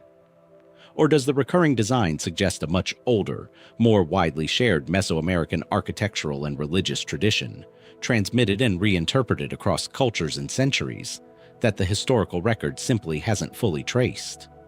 Both explanations are taken seriously by researchers. Independent convergence, different cultures solving the same practical problem the same way, is a well-documented phenomenon in architecture worldwide, and wind aerodynamics genuinely doesn't care which civilization is doing the building. But the alternative, a genuinely ancient shared tradition passed between cultures across a much longer time span than conventional Mesoamerican chronology comfortably accounts for, hasn't been ruled out either, and periodically resurfaces in academic discussion whenever a new circular structure is identified somewhere unexpected. Back at Pino Suarez specifically, the mystery takes a more localized, more frustrating shape. The temple discovered in 1967 wasn't an isolated structure. Excavation revealed it as part of a larger ceremonial complex, with associated rooms, an esplanade, and stairways extending beyond what the metro construction ultimately preserved. Some researchers believe this complex once connected, ceremonially or physically, to other sacred sites in the surrounding area, including a shrine associated with nearby Iztapalapa. Most of whatever else belonged to that wider complex was lost during subway construction, removed, built over, or simply never fully documented before the tunnels and platforms went in. A 2017 excavation nearby recovered additional evidence, tentatively identified as belonging to a Calpulli, a combined residential and trade guild community structure, suggesting the temple didn't stand alone, but was embedded within an active populated neighborhood whose full extent remains, even now, only partially mapped. Notably, Mexico's own National Institute of Anthropology and History doesn't classify the Pino Suarez Temple as an official archaeological zone, largely due to its small size and its awkward practical location inside a functioning transit station. It sits, technically, in a kind of bureaucratic limbo, significant enough to preserve and display, not significant enough by official designation to warrant the same protected status and sustained excavation effort as the Templo Mayor a short distance away. Which leaves the temple in an odd position, fully visible, walked past by thousands of commuters daily, its basic function reasonably well understood through both engineering logic and comparative religious symbolism, and yet still surrounded by exactly the kind of unanswered questions that keep surfacing throughout this exploration. How much of the original ceremonial complex still lies beneath the surrounding streets and buildings, unexcavated because a subway line was built through the middle of it before archaeologists could finish looking? And if the circular design really does represent a much older, more widely shared tradition than current chronology comfortably allows, how far back, and how far across this land, would researchers have to dig to find out where it actually began? Bernal Diaz del Castillo counted skulls the way other men might count coins, carefully, methodically, and with a growing sense that the number in front of him didn't make sense. He wasn't the only Spanish witness to try, and the fact that so many of them felt compelled to count at all says something the structure itself was almost certainly designed to provoke. The Tzompantli wasn't hidden, incidental, or tucked away from outsiders. Spanish accounts describe being shown it, deliberately, by Aztec hosts as part of formal encounters between Cortez's expedition and Moctezuma's court. This wasn't a structure foreign visitors stumbled onto by accident. It stood in a prominent ceremonial plaza, visible and unmissable, and multiple chroniclers describe Aztec officials making a point of ensuring the Spanish understood exactly what they were looking at and roughly how many people it represented. That detail alone suggests the Tzompantli's function was never purely religious in the narrow sense, an object of worship kept for the gods alone, indifferent to who else might see it. It was also, unmistakably, theater. A demonstration aimed outward at foreign envoys, tribute-paying provincial delegations and potential rivals of exactly what the empire was capable of and precisely how many enemies had already been fed to it. Anthropologists studying Aztec statecraft have long noted that public ritual violence served a documented political function throughout Mesoamerica, a way of projecting deterrent power without requiring an actual military campaign every time a tributary province considered rebellion. Seen this way, the Tzompantli functioned less like a temple and more like a standing army's parade ground, except built from the actual consequences of losing to that army rather than a symbolic display of its readiness. But treating the Tzompantli as pure political theater, and nothing more, doesn't sit comfortably with the religious framework Aztec sources themselves describe. Sacrificial victims in Aztec cosmology weren't simply defeated enemies discarded as trophies.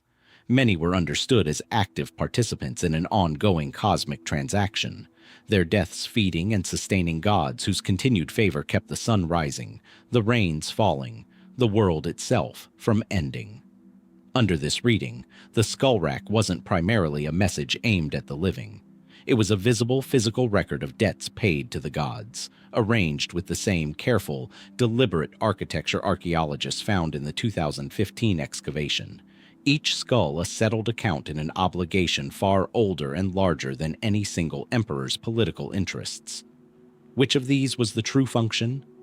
Modern researchers increasingly resist treating it as an either-or question, and the physical evidence itself seems to argue against a single, clean answer.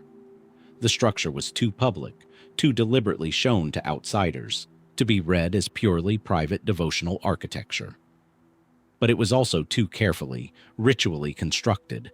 Skulls mortared with apparent intentionality, arranged in patterns suggesting cosmological rather than merely decorative logic.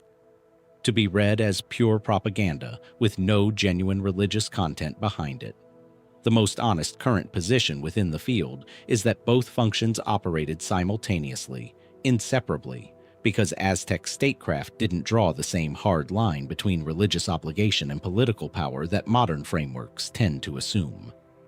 Feeding the gods and demonstrating imperial dominance may not have been two different purposes competing for priority. They may have been, in Aztec understanding, functionally the same act, viewed from two angles that only look separate to outside observers 5 centuries later. There's a further wrinkle that complicates the picture even more, one that has less to do with why the Tzompantli existed, and more to do with how it was actually maintained over time. Some chronicler accounts, along with inferences drawn from the tower's construction sequence, suggest the display wasn't simply a static, ever-growing accumulation. Skulls added indefinitely until the whole structure toppled under its own weight. Instead, there's evidence suggesting a more curated, ongoing process. Older skulls potentially removed, relocated, or repurposed as newer offerings took their place, keeping the visible display at a scale that remained impressive without becoming architecturally unsustainable. If accurate, this would mean that Tzompantli functioned less like a permanent monument and more like a living ritual object, actively tended and updated by priests making ongoing decisions about which skulls stayed on display, which were retired, and where retired remains ultimately went. Almost none of that curatorial process survives in written form. Spanish accounts describe what they saw at a single moment in time. A fixed, horrifying tableau, without recording whether what they were looking at had been assembled recently, maintained over decades, or represented some more complex rotation researchers still don't fully understand. That gap matters more than it might first appear. If the Tzompantli was continuously curated rather than simply accumulated, the Spanish chroniclers' skull counts, the very numbers historians have spent so long trying to verify or dismiss as exaggeration, may never have represented a stable total in the first place. They'd be a snapshot of an actively managed, changing structure, making any single count almost impossible to meaningfully compare to another observer's count taken at a different moment. So the mystery here isn't really about proving whether Bernal Diaz's number was accurate, or settling once and for all whether the Tzompantli's true purpose was religious devotion or political intimidation. It's a quieter, more structural question about an object that seems to have functioned simultaneously as sacred architecture, diplomatic message, and actively managed ritual practice all at once. Three functions modern frameworks want to separate and rank that the Aztecs themselves may never have distinguished at all. If the true function of the Tzompantli was never singular to begin with, what does it mean that 5 centuries of scholarship keep trying to reduce it to just one? It's worth pausing here on something that's been true of nearly every mystery in this exploration so far, whether or not it was said outright. Caves keep showing up, not as backdrop, but as threshold, the place where Aztec belief located its most consequential transitions: birth of a people, descent of the dead, and, it turns out, the making of an emperor. When Moctezuma II ascended to the position of Huey Tlatoani in 1502, his coronation wasn't a single ceremony so much as an extended sequence of ritual obligations stretched across weeks and, in the case of the mandatory coronation war, considerably longer. Colonial-era accounts describing this process, compiled from indigenous informants after the conquest, record one stage in particular that stands apart from the public spectacle of enthronement and warfare. A visit to Yapaco, described as the cave-like temple of Sheep Totec, the flayed lord associated with agricultural renewal and springtime. There, alone with his ritual obligations rather than in front of the assembled nobility, the new Tlatoani drew his own blood and offered it directly to the earth. This detail rarely makes it into popular retellings of Aztec coronation, which tend to focus on the far more visually dramatic coronation war. The new ruler proving his military legitimacy by returning from campaign with captives for the accompanying sacrifices. But the Yapaco bloodletting arguably mattered just as much within Aztec political theology, if not more. Where the coronation war demonstrated the new ruler's fitness to command in the eyes of his nobility and the wider empire, the cave ritual bound him privately and directly to the earth itself, an obligation owed not to his subjects or his rivals, but to the ground his empire stood on. What Yapaco actually looked like, physically, and precisely where it stood within Tenochtitlan's sacred precinct, is considerably less clear than its ritual function. Unlike the Templo Mayor, whose layered construction phases have been carefully excavated and mapped since 1978, no confirmed excavation has definitively located and identified Yapaco's physical remains beneath modern Mexico City. It's known through textual description, its name, its dedication to Site Totec, its role in coronation ritual, rather than through a site archaeologists can walk into today. Given how much of Tenochtitlan's sacred precinct still sits unexcavated beneath colonial and modern construction, that absence may simply be one more casualty of incomplete excavation rather than genuine loss. But it means one of the most personally significant ritual spaces in the entire imperial succession process is, right now, a name in a chronicle rather than a place on a map. Yapaco wasn't the only cave carrying this kind of institutional weight. Aztec origin mythology itself was built around caves from the very beginning. Chico Mazdoc, the place of 7 caves, described in multiple pictorial and textual sources as the womb-like point of origin from which the Mexica and related Nahua-speaking peoples emerged before their long migration south. Whether Chicomostoc referred to one specific physical cave system or functioned as a composite symbolic geography, a mythologized stand-in for multiple real points of origin, folded together over generations of retelling, remains as unresolved among modern scholars as the parallel question already raised about Aztlan itself. What's significant here isn't resolving that debate again, but recognizing how deliberately it recurs. Caves, in Aztec cosmological thinking, were never simply geological features. They were birth canals, thresholds to the underworld, and, as Yapico suggests, checkpoints a ruler had to physically pass through before his authority could be considered complete. That symbolic weight carried into a third cave with a considerably darker legacy, this one at Chapultepec on the western edge of the old lake system. Known as Ehecatl, this cave was understood in Aztec belief as an entrance to a paradise-like underworld realm, ruled by Humac, the last king of the earlier Toltec civilization the Aztecs claimed spiritual descent from. According to colonial accounts drawing on indigenous testimony, Moctezuma II, the same ruler whose coronation involved the bloodletting at Yapico, later attempted, in the anxious final months before the Spanish arrived, to seek refuge or guidance at Sincalco, undertaking an elaborate ritual procedure involving sorcerers and multiple attempts to gain entry, as though trying to consult, one final time, the same cave-bound source of legitimacy that had authorized his rule at the very beginning. Whether that account is literal history, later mythologizing, or some blend of both, it captures something worth sitting with. An emperor's authority in Aztec political theology appears to have been bookended by caves. One at the start of his reign, demanding blood and obligation, another at its anxious, unraveling end, offering the possibility of refuge that, according to the story, was ultimately denied him. Modern Mexico City sits atop all three of these locations in some form. Chapultepec's cave still physically accessible today, though heavily altered by centuries of urban development. Yapico's exact footprint still unconfirmed beneath the historic center. Chicomoztoc's status suspended somewhere between literal geography and inherited myth. Of the three, only Yapico carries the specific documented weight of coronation ritual. The place, however imprecisely located today, where an Aztec emperor's authority was made real not through conquest or ceremony in front of his people, but through blood given privately to the ground, inside a cave whose exact location, 5 centuries later, still hasn't been confirmed. Which leaves an uncomfortable specific gap in an otherwise well-documented imperial institution. If the coronation of the Aztec Empire's most powerful office required a ritual descent into a cave whose location we can name but not yet point to on a map, how much of what legitimized Aztec rule is still sitting, unexcavated, directly beneath the feet of a city that has spent 50 years digging up almost everything else? A short walk north along the old causeway from Tenochtitlan, the ground begins to tell a different story. Here at Tlatelolco, the canals give way to wide stone platforms marking what was once the greatest marketplace in the Americas, a plaza so vast that Spanish chroniclers compared it, in disbelief, to the markets of Rome and Constantinople combined.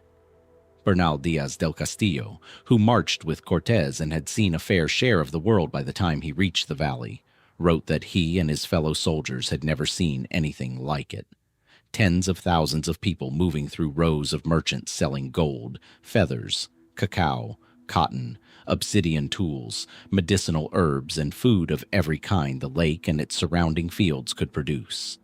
It was, by every surviving account, a place built for abundance and noise and color, which makes the silence that has settled over it since all the more striking. Today the site sits quietly in the heart of Mexico City, layered beneath the Plaza de las Tres Culturas, where Aztec temple foundations, a colonial church, and modern apartment blocks stand within a few hundred feet of one another. 3 eras of the same city, stacked like sediment, each built on the bones of what came before. Walk the excavated platforms today, and you pass within arm's reach of a stairway climbed by priests 5 centuries ago, a church wall raised by the people who conquered them, and windows belonging to families who have no particular reason to think about either. It is a fitting resting place for a mystery that itself refuses to stay in one layer of time. Tlatelolco was never merely a market town. It was Tenochtitlan's twin, founded by a splinter group of the same Mexica migrants, sharing the same island, the same lake, the same gods, and eventually, the same fate. According to Aztec tradition, the two settlements began as sister communities born from a single migration story, their founding populations parting ways sometime in the 14th century over a dispute that later chroniclers remembered only in fragments. For generations, the two cities lived side by side in an uneasy sibling rivalry, trading in the same market squares while quietly competing for dominance over the valley, each ruled by its own Tlatoani, each building its own version of the sacred precinct at its center. It was a rivalry conducted largely through commerce and prestige rather than open conflict, until, eventually, it wasn't. That rivalry broke into open war in 1473. The precise spark is remembered differently across the surviving accounts. Some blame a personal insult between rulers, others a longer accumulation of resentment over trade and tribute. But the outcome is not in dispute. Tenochtitlan's forces overwhelmed Tlatelolco, stripped it of its independent rulers, and folded it permanently into the growing empire, reducing what had been a sovereign city to a subordinate district governed thereafter by administrators appointed from across the causeway. The market endured. The independence did not. It is from the wreckage of that conflict, or so archaeologists first believed, that one of the site's strangest discoveries would eventually emerge, centuries later, from beneath the plaza floor. Excavators working the ceremonial precinct uncovered a burial unlike the others around it. Two skeletons, a man and a woman, positioned as though embracing, arms folded toward one another in a gesture that looked, even after 5 centuries in the earth, unmistakably tender. The man was judged to be around 55 years old, the woman around 35. They were found among the remains of some 54 individuals, widely interpreted as casualties or ritual offerings tied to the war that ended Tlatelolco's independence. Archaeologists gave the pair a name that has followed them ever since: the Lovers of Tlatelolco. It is a beautiful name. It is also, if we are honest, a guess. Nothing recovered from the grave tells us who this woman was. No glyph names her. No offering bears her title. The conventional account treats her as one casualty among many, swept into a mass burial in the aftermath of conquest. A woman whose death, however she met it, was folded into the larger arithmetic of a city's fall. And that account may well be correct. War burials from this period are documented across the basin of Mexico, and the practice of interring the dead together, sometimes in poses that look intimate to modern eyes, appears elsewhere in Mesoamerica, without needing any romantic explanation at all. Archaeologists are trained to resist reading sentiment into bone, and yet, questions linger in the details that don't quite settle. Why was this particular pair positioned with such apparent care when so many burials from the same period show the disorder typical of hurried wartime interment, bodies placed quickly, without ceremony, simply to clear the ground? Why do the objects placed with her, fragments of ceramic, traces of ornament, suggest a status that an anonymous casualty of war would not typically carry? A woman swept up incidentally in a military defeat is not ordinarily the woman a burial party pauses to arrange so deliberately or sends into the ground with objects worth including at all. Researchers studying the wider Tlatelolco burial ground have noted just how much variation exists from one grave to the next. Some bodies accompanied by rich offerings, others with almost nothing, some clearly marking rank, others giving no clue at all. Whatever system governed who received what in death, it was not applied evenly, and this woman's grave sits somewhere in the gap that system leaves unexplained. Was she chosen because of who she had been in life, or because of what her death was meant to represent to those who buried her? The bones cannot say, and the ground around them offers only fragments of an answer. Tlatelolco, it turns out, has never given up its dead easily. In 2009, archaeologists working nearby uncovered a separate mass grave containing more than 50 adult men, most in their 20s, their bones marked by old fractures that had healed and broken again.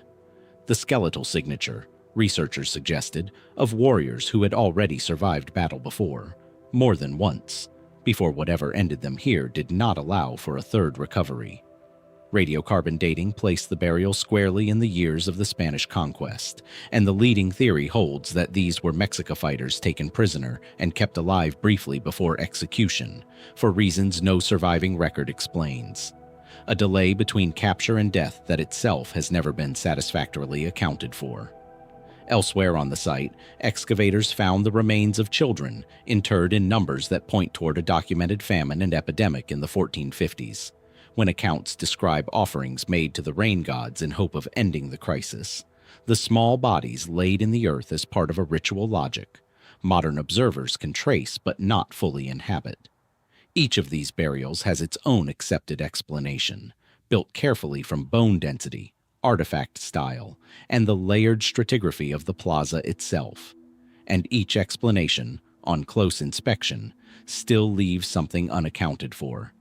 A detail of placement, a scarcity or abundance of grave goods, a gesture in the arrangement of the bodies that no theory quite covers.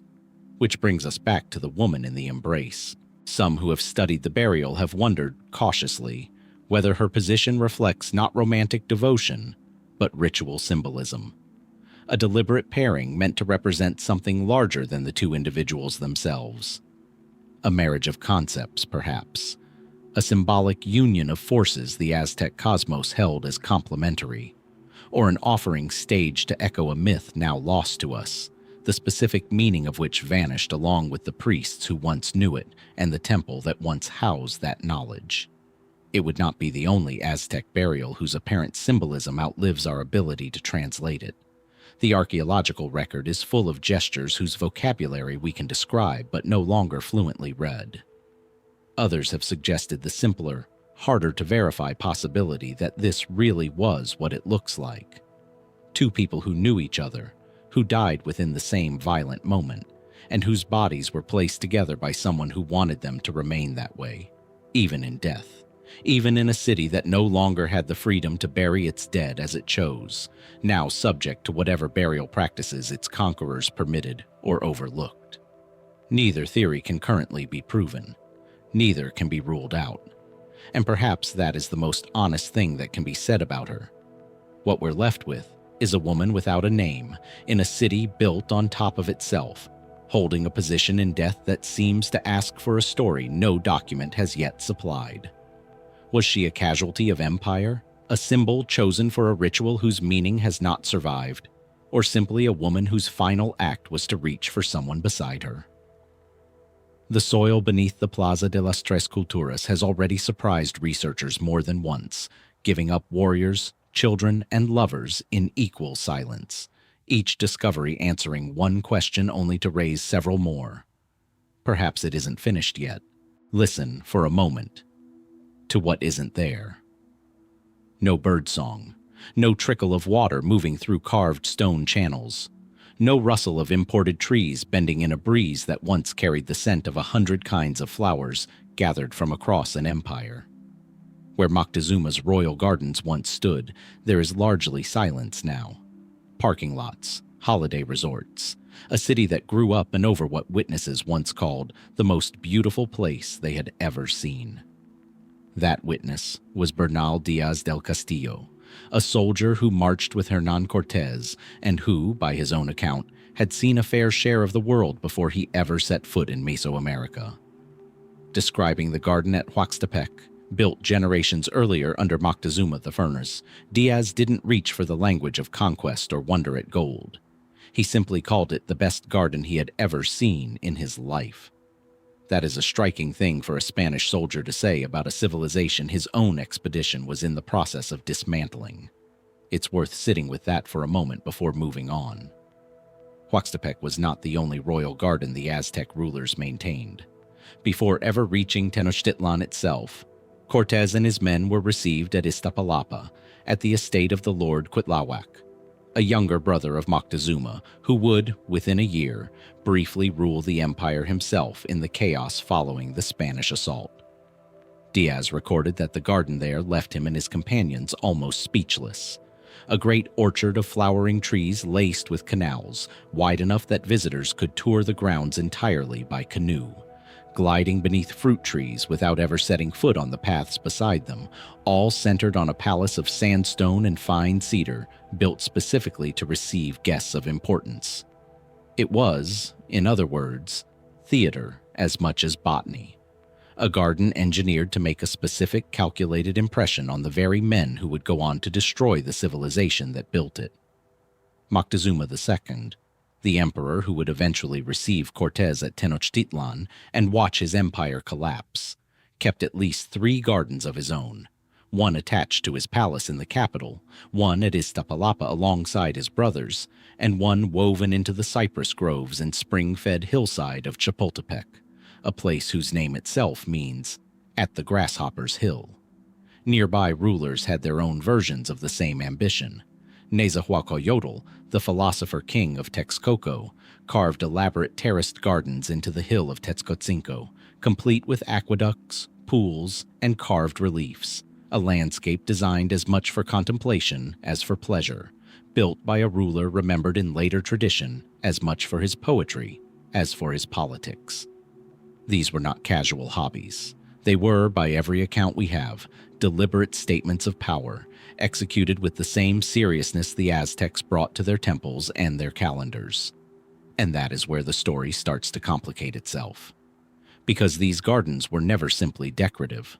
At Huaxtepec, Moctezuma I is recorded as having ordered the site, an older, by then derelict garden, entirely rebuilt and expanded, gathering plant specimens from across his empire's tribute network into a single warm, spring-fed valley suited to species that could never otherwise have survived at that altitude. The Spanish chronicler Diego Duran described how, whenever a ruler demanded rare plants as tribute, they arrived at the capital in great quantities. The earth still packed around their roots and the whole bundle wrapped in fine cloth, accompanied by specialists whose job was to keep them alive on the journey before they were replanted around Huaxtepec Springs. Cacao, vanilla orchids, magnolia, species native to the humid coastal lowlands, ended up rooted in highland soil, transplanted alongside specimens gathered from mountain slopes and regions the Mexica armies had only recently subdued. Modern botanists studying the surviving descriptions have suggested this may represent the world's first deliberate botanic garden, organized in part around medicinal use.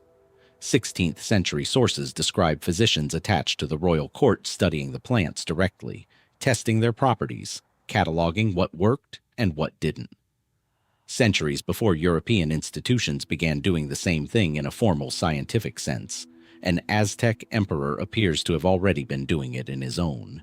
So the first mystery isn't whether these gardens existed.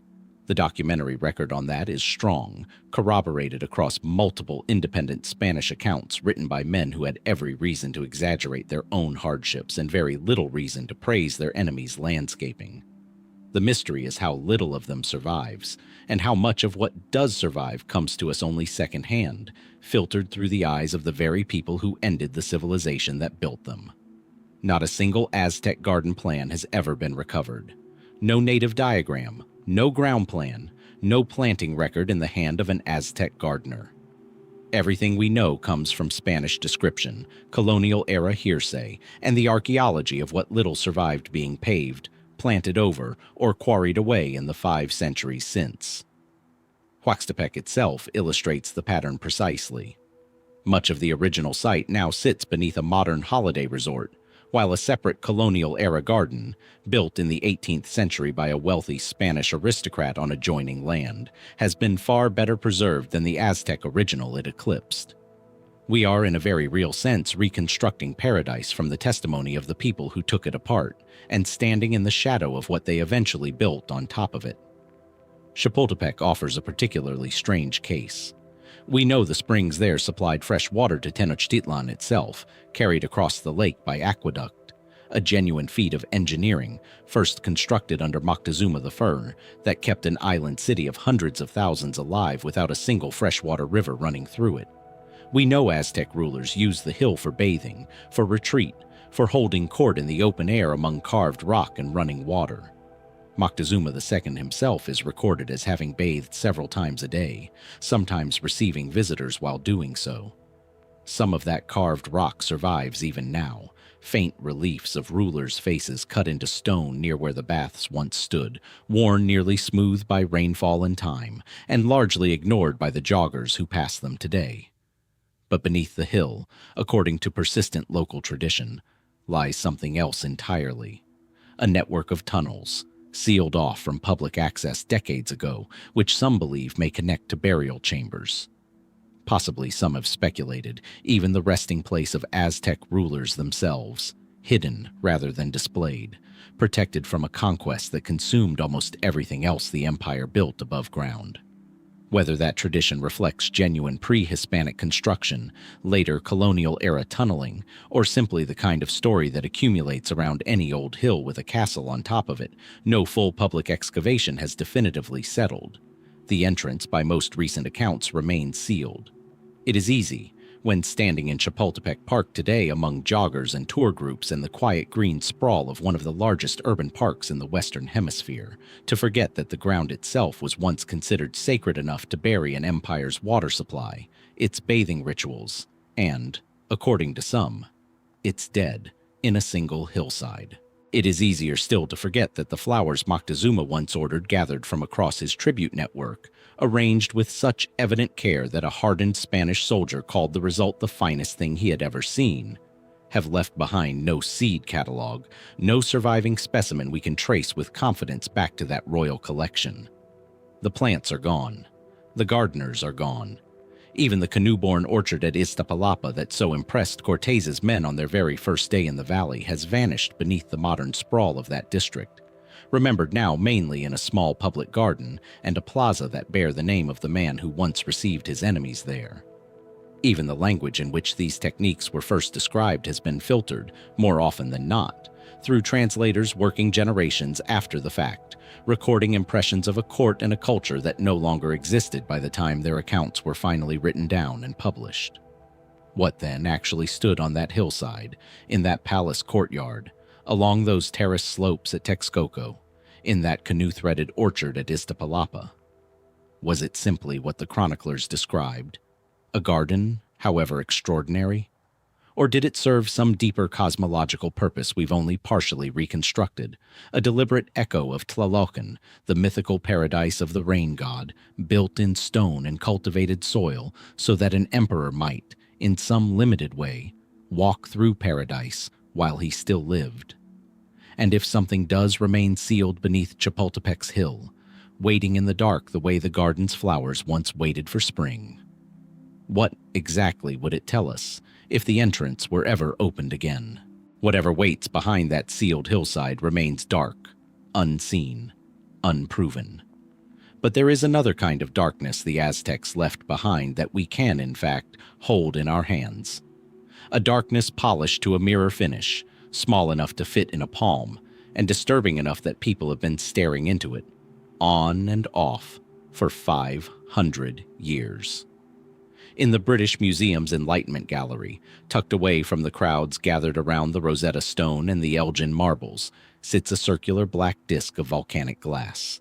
It measures about 7 inches across and half an inch thick, weighing just under 2 pounds, perfectly circular and polished to a mirror finish on both faces, with a small perforated tab at the top that once served as a handle or a means of suspension. Museum notes accompanying the object, written in an old hand, give it 2 names: the Devil's Looking Glass and the Black Stone into which Dr. D used to call his spirits.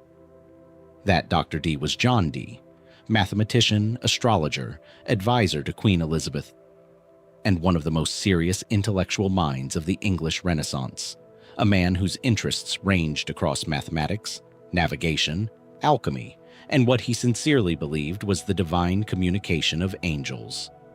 By his own account, and that of his medium Edward Kelly, this mirror was used precisely for that purpose, to summon spirits and receive their messages. What the museum's label does not say, at least not prominently, is where the mirror actually came from. For centuries, that question was answered only with guesswork. Some assumed it was a European creation dressed up with an exotic mystique. Others speculated it might be Ethiopian, part of the general vagueness with which the 18th century tended to catalog anything unfamiliar and dark-colored. It was only in the last several years that the question was definitively answered, and the answer surprised almost everyone. It's Aztec. Geochemical testing published by researchers at the University of Manchester traced the obsidian in Dee's mirror to volcanic deposits at Pachuca, in central Mexico, a source the Aztecs themselves mined and worked for centuries, prized for the particular clarity and blackness of its glass. The same team examined 3 other obsidian mirrors in the British Museum's holdings and found they too originated from Mesoamerican quarries, some from Pachuca, others from a second source at Ucarrillo, further to the northwest. There is no longer serious doubt about their origin. These are not later European imitations dressed up with an exotic story. They are genuine artifacts of Aztec manufacture, carried across the Atlantic in the decades following the conquest as Spanish ships filled European curiosity cabinets and royal treasuries with the spoils of a dismantled empire. And somehow, by a route no single document fully explains, one of them ended up in the hands of Elizabethan England's most notorious magician, likely purchased, historians believe, in Bohemia during the 1580s, during the years Dee spent traveling and working on the continent. To understand why an Aztec object would appeal so strongly to a man like Dee, it helps to understand what these mirrors meant to the people who made them. In Aztec religion, obsidian held a particular and serious significance. Its reflective surface was thought to deflect malevolent spirits, and its depth of blackness was closely bound to the underworld and to death itself. Above all, obsidian mirrors were associated with a single deity, Tezcatlipoca, whose name translates directly as smoking mirror. He was a god of night, sorcery, fate, and prophecy, almost always depicted wearing a circular mirror somewhere on his body, on his chest, on a foot, in place of an eye. Aztec artists rendered him this way repeatedly across surviving codices, including the Codex Tlatelolco, which shows mirrors nearly identical in form to the one now sitting in a London display case, worn by figures whose posture and regalia leave little doubt about the object's ritual weight.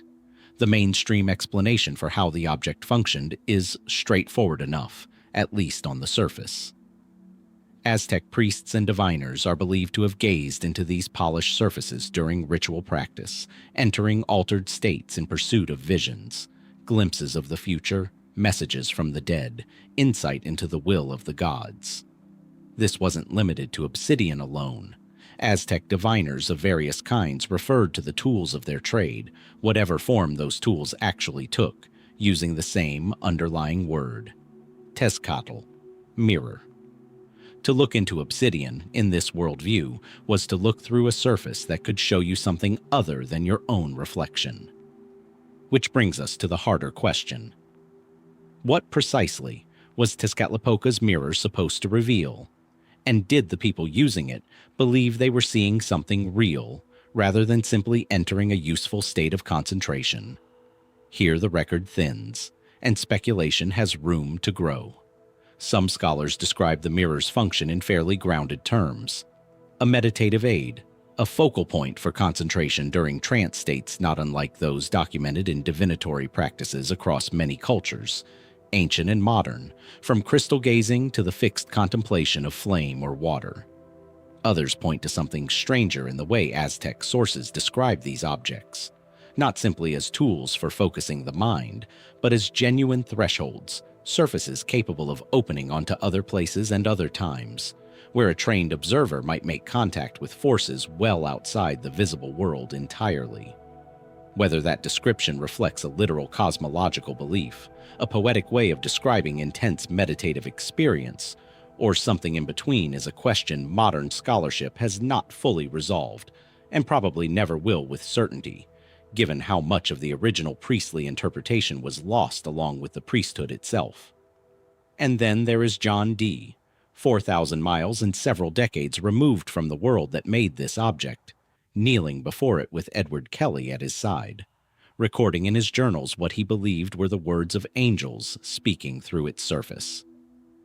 Dee's diaries from this period are extraordinarily detailed, describing entire sessions of what he called actions. Kelly staring into the glass, reporting visions, and Dee transcribing what he was told were messages from celestial intelligences, sometimes for hours at a stretch. Did Dee know what he actually held was Aztec? The evidence suggests he may well have. His fascination with the New World was well documented.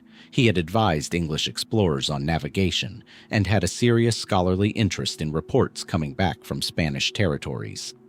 And some historians believe that knowledge of Tezcatlipoca's specific reputation for prophecy may have been precisely what drew Dee to acquire the object in the first place, rather than any generic European association between polished dark surfaces and the occult. If that's true, then the mirror represents something genuinely rare, an object whose ritual purpose survived in some recognizable form, its transplantation from one continent, one religion, and one entirely different cosmology into another, carried not as plunder to be melted down for its material value, nor as a mere curiosity to be shelved and forgotten in a cabinet of wonders, but as a working tool, still being used for something disturbingly close to its original purpose, by a man operating within an entirely different set of beliefs about what such an object could do. What did Dee actually see when he looked into it? What, for that matter, did the priests of Tenochtitlan see, centuries before him, standing before an image of Tezcatlipoca with his mirrored chest catching torchlight in a temple that no longer exists, reduced now to foundation stones beneath a modern city? The obsidian itself offers no answer. It only reflects whoever is looking into it, exactly as it always has, which may be the most unsettling fact about it of all. Somewhere between volcanic glass, Aztec ritual, and Elizabethan magic, a single object crossed a gap of belief systems and centuries and kept doing, or seeming to do, the same job, regardless of which god or which angel the person kneeling before it believed they were addressing. Whether that continuity says something about the mirror or something about the people who keep bringing their questions to it is a matter the black glass has never been inclined to settle. It simply waits, in its case in London, exactly as polished and exactly as silent as it was 500 years ago, in a temple whose name has outlasted its walls. 4,000 miles back across the Atlantic, beneath the modern streets of downtown Mexico City, another kind of buried mystery has been waiting far longer than any museum case in London. In 1978, electrical workers laying cable near the capital's cathedral struck something hard with a shovel. What they'd hit was a finely carved stone disc, more than 3 meters across, showing a woman dismembered and decapitated. The goddess Coyolxauhqui, defeated in myth by her brother Huitzilopochtli, the Mexica's patron god of war and the sun. According to the story the disc itself illustrates, Coyolxauhqui had led her siblings in a plot to kill their mother, Coatlicue, only for Huitzilopochtli to spring fully armed from her womb and cut his sister to pieces, flinging her dismembered body down a mountainside. The monolith is believed to have been carved around 1469 during the reign of the Tlatoaniac Ehecatl, and later scholars would describe it as a work of remarkable technical mastery, unlike anything previously documented from the period. At the time, though, none of that context was yet known. All the workers understood was that they had struck something significant, and word reached archaeologists within hours. That single accidental strike of a shovel reopened a site that had been lost for nearly 500 years. The Templo Mayor, the Great Pyramid at the Sacred Heart of Tenochtitlan, demolished so thoroughly after the Spanish conquest that its exact location had simply vanished from memory, buried under the growing weight of a new city built directly on top of the old one. Mexican archaeologists and historians had actually been searching for the site, on and off, since the country's independence in 1821, hampered every time by the sheer density of the modern capital sitting on top of it. For more than a century, that search made almost no progress at all.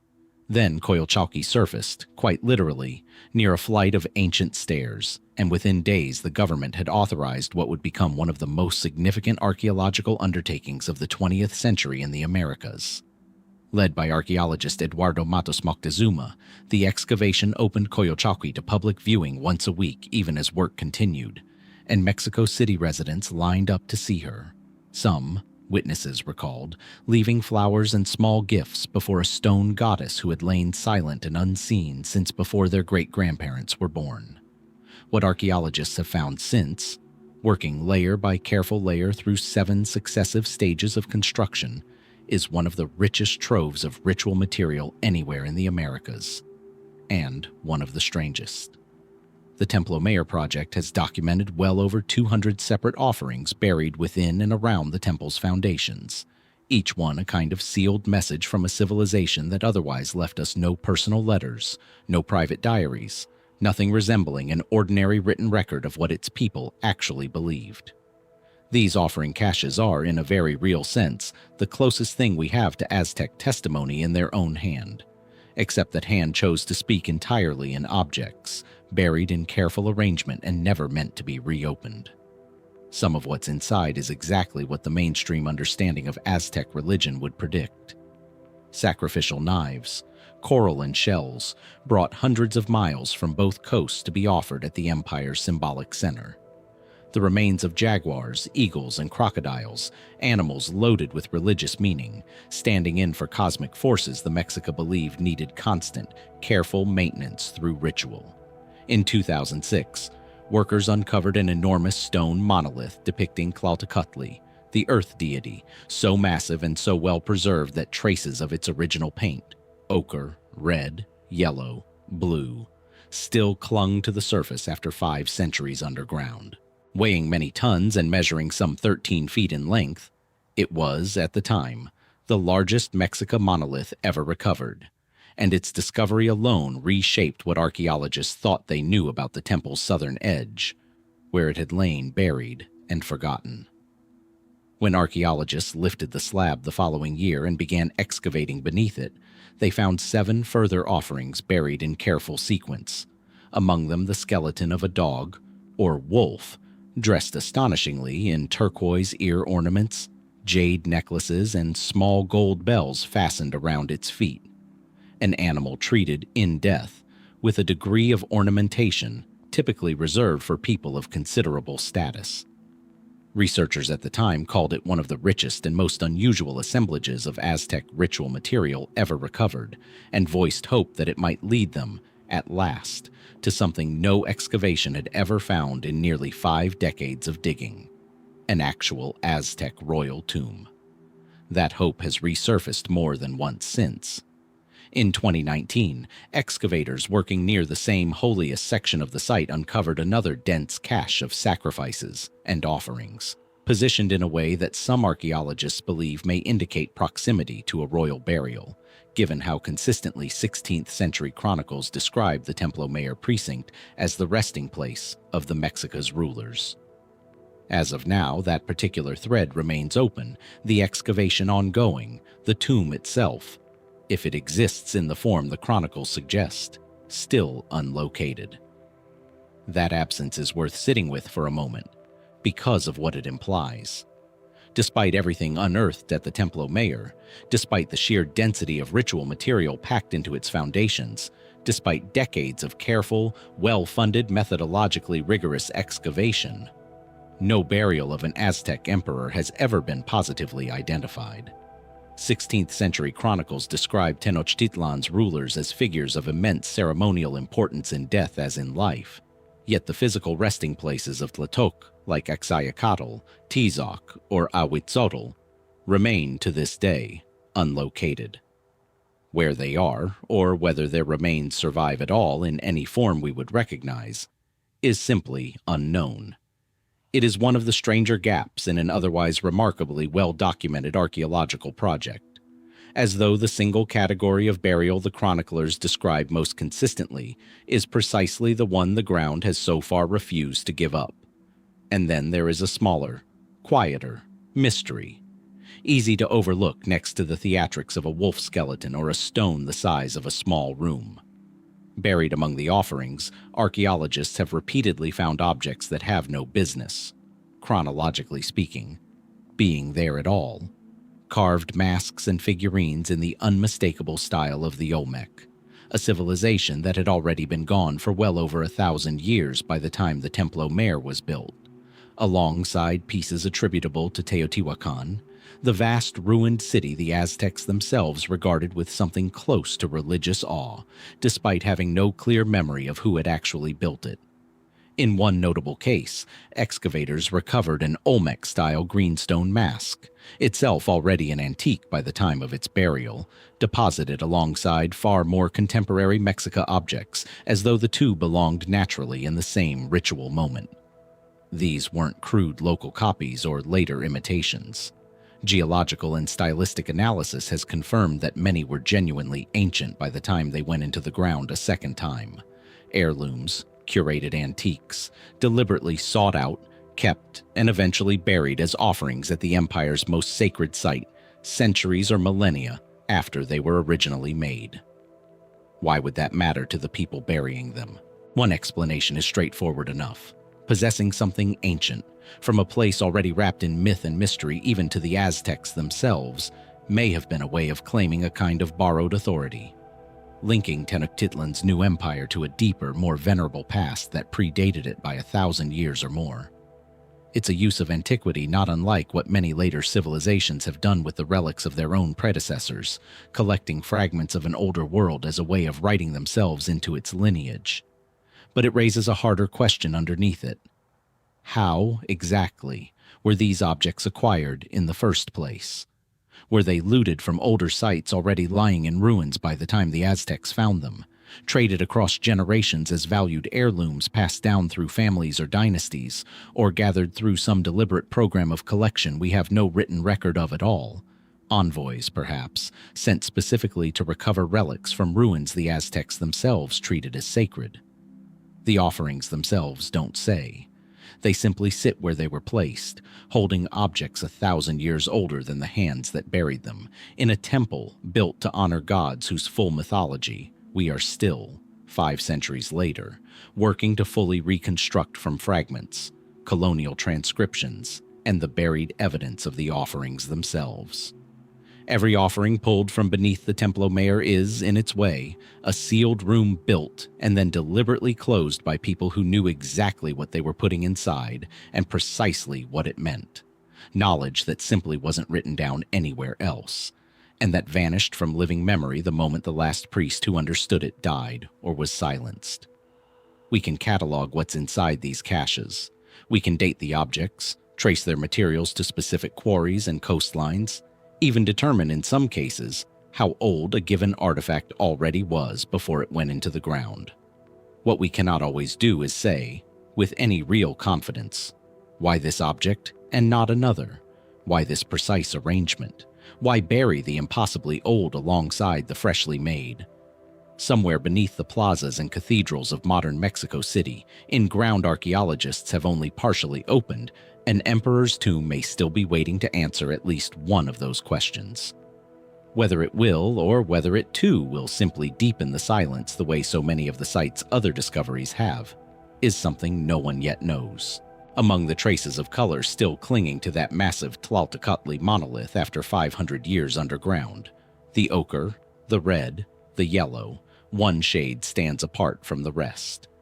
A blue so intense and so improbably well preserved that when researchers first began seriously analyzing it, they found themselves facing a chemical puzzle that had already stumped scientists for the better part of a century. The pigment is known today as Maya blue, though the name slightly undersells its reach. It appears not only on Maya murals and codices, but on Aztec ceramics, sculptures, and ritual objects as well, including, as one small but telling 1969 study documented, an Aztec incense burner recovered from the marketplace ruins of Tenochtitlan itself. Wherever it turns up, across cultures and centuries, it does something almost no other ancient pigment manages to do. It survives. Rainforest humidity, direct sunlight, acid, mold, The simple erosion of time.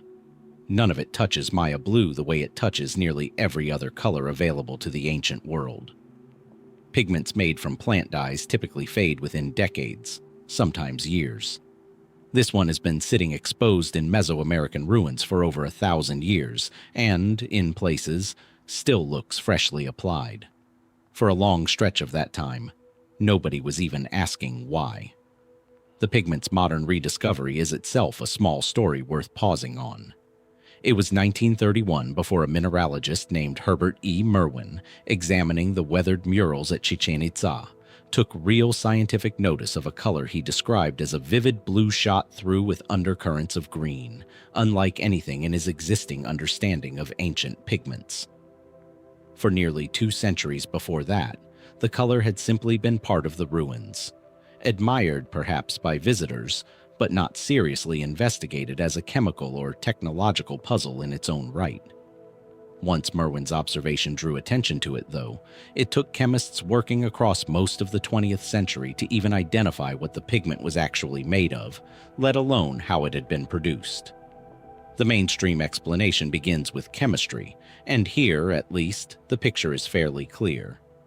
By the 1960s, spectroscopic analysis had identified the pigment's 2 principal ingredients: indigo, a dye extracted from the leaves of a local plant, Indigofera sulfurticosa, and palygorskite, an unusual clay whose crystal structure is riddled with microscopic internal channels. That same clay, as it happens, has a more familiar modern claim to fame. Its absorbent properties are put to use today in over-the-counter anti-diarrheal medications, a strange bit of continuity between a sacred Mesoamerican pigment and a modern pharmacy shelf. Palygorskite structure is what makes the ancient trick possible.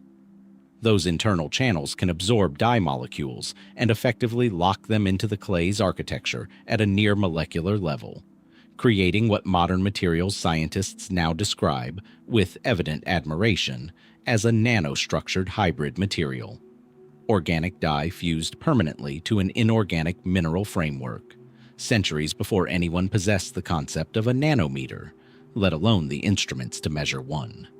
Some researchers have gone so far as to call Maya blue the first synthetic hybrid pigment ever produced by human hands, anywhere on Earth, a genuine act of ancient materials engineering disguised as a paint color. Knowing the 2 ingredients, however, turned out to be the easy part. What has resisted explanation for decades is the process, the actual cooking, as researchers often put it, that bonds indigo permanently into palygorskite structure, rather than letting it simply flake away, the way ordinary dyed clay would. No Aztec or Maya document survives describing the method. No painter's manual, no priest's instructions, no apprentice's notes.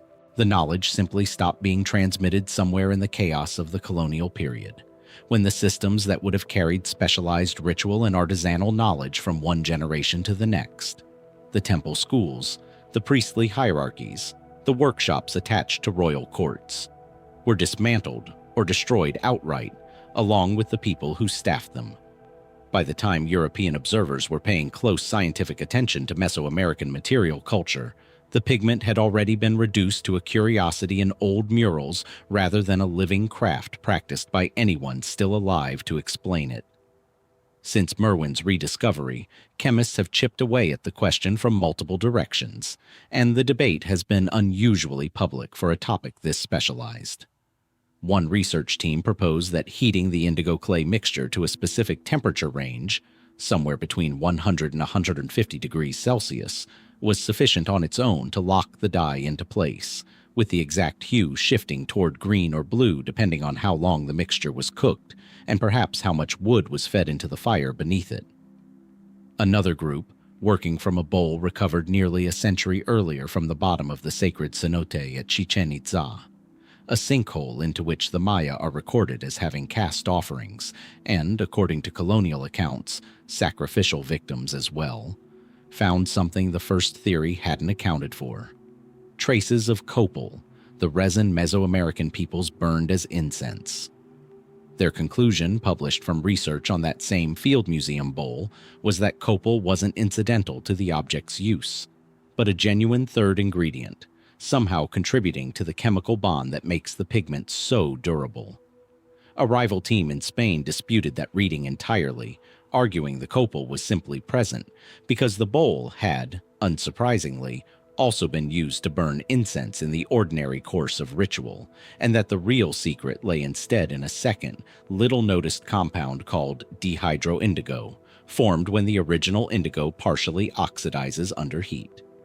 Decades on, researchers still don't fully agree on exactly how the dye distributes itself within the clay's internal channels, whether it clings to the exterior surface of the clay's brick-like structure, or actually migrates into the channels themselves, dispersing the way a drop of ink spreads through a glass of water, as one Spanish chemist has described it, nor on what precise combination of heat, timing, and material was required to produce the pigment reliably, batch after batch, across generations of artisans working without laboratory instruments of any kind. What nobody disputes is the pigment's significance to the people who made it. Contemporary Maya sources describe it, even now, as having been reserved for the elite and used almost exclusively in ceremonial contexts. A color understood, in the words of a Yucatan artist named May, who spent years traveling from village to village in search of the right indigo plant before finally succeeding in reproducing the pigment by hand, as belonging to the gods rather than to ordinary use. His ancestors, he has said, used Maya blue exclusively in ceremonial practice, and even then only in limited supply. Never a color for decoration alone. Its presence on sacrificial offerings, on the bodies given to the sacred cenote, on the incense burners and painted walls of temple precincts across two related but distinct civilizations, suggests a color deliberately set apart.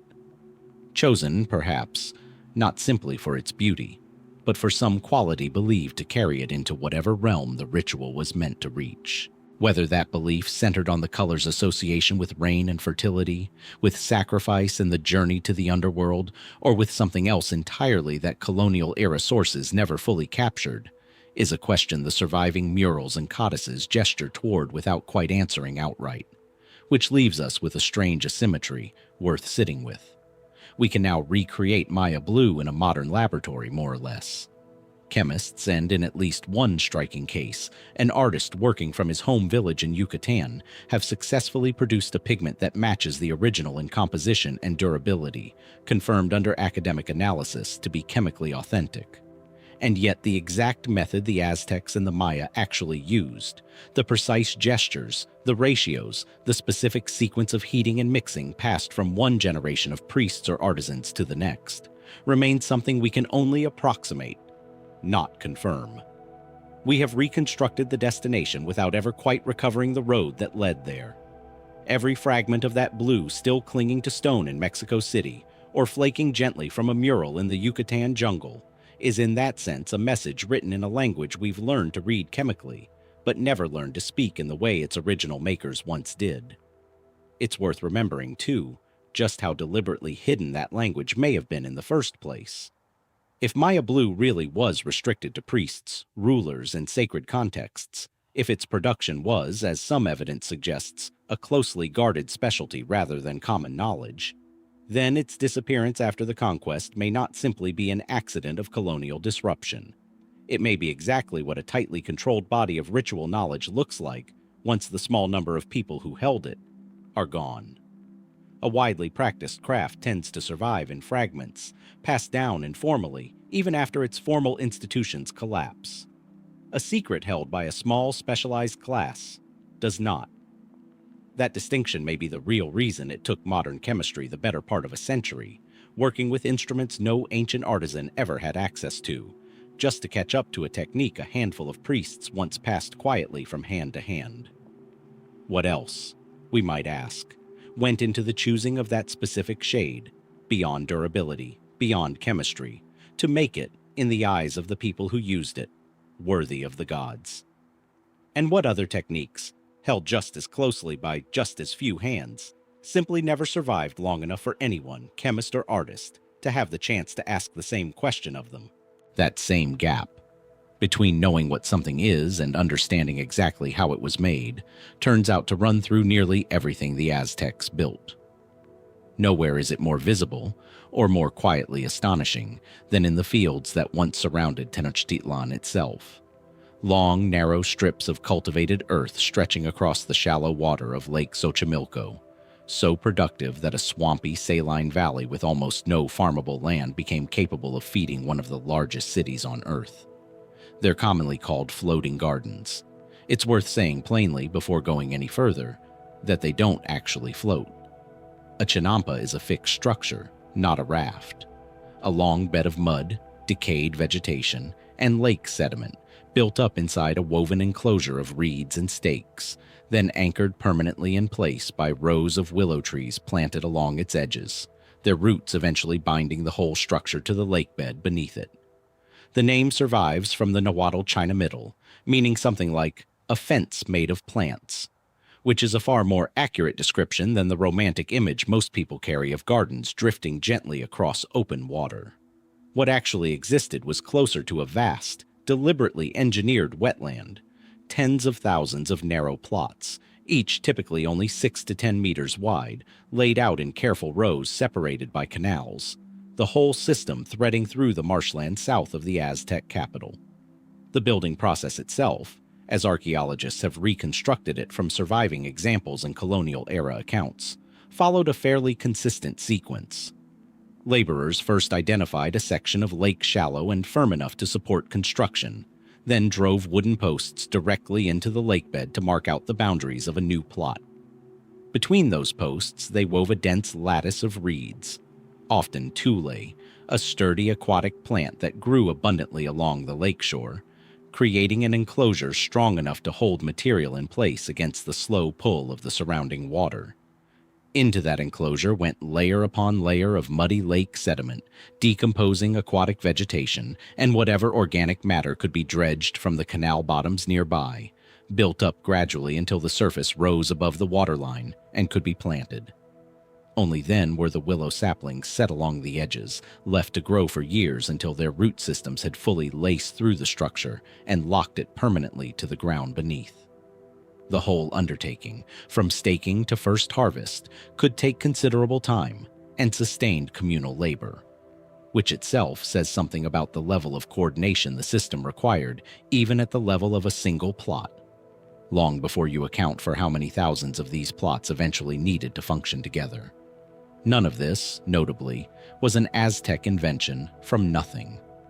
Archaeological dating places the earliest secure examples of the technique in the Middle Post-Classic period, roughly between 1150 and 1350 CE, with even smaller household-scale prototypes appearing earlier still. Excavations near the ancient settlement of Coauhcan, on the southern shore of the lake system, have identified chinampa beds dating to around 1100 CE, meaning the technique likely predates the Aztec Empire itself by a full 2 centuries. Developed first by smaller Nahua communities working modest plots close to home before the Mexica arrived, adopted the method, and scaled it up into an imperial food system. That timeline raises its own quiet question. What was lost or altered in the process of that scaling?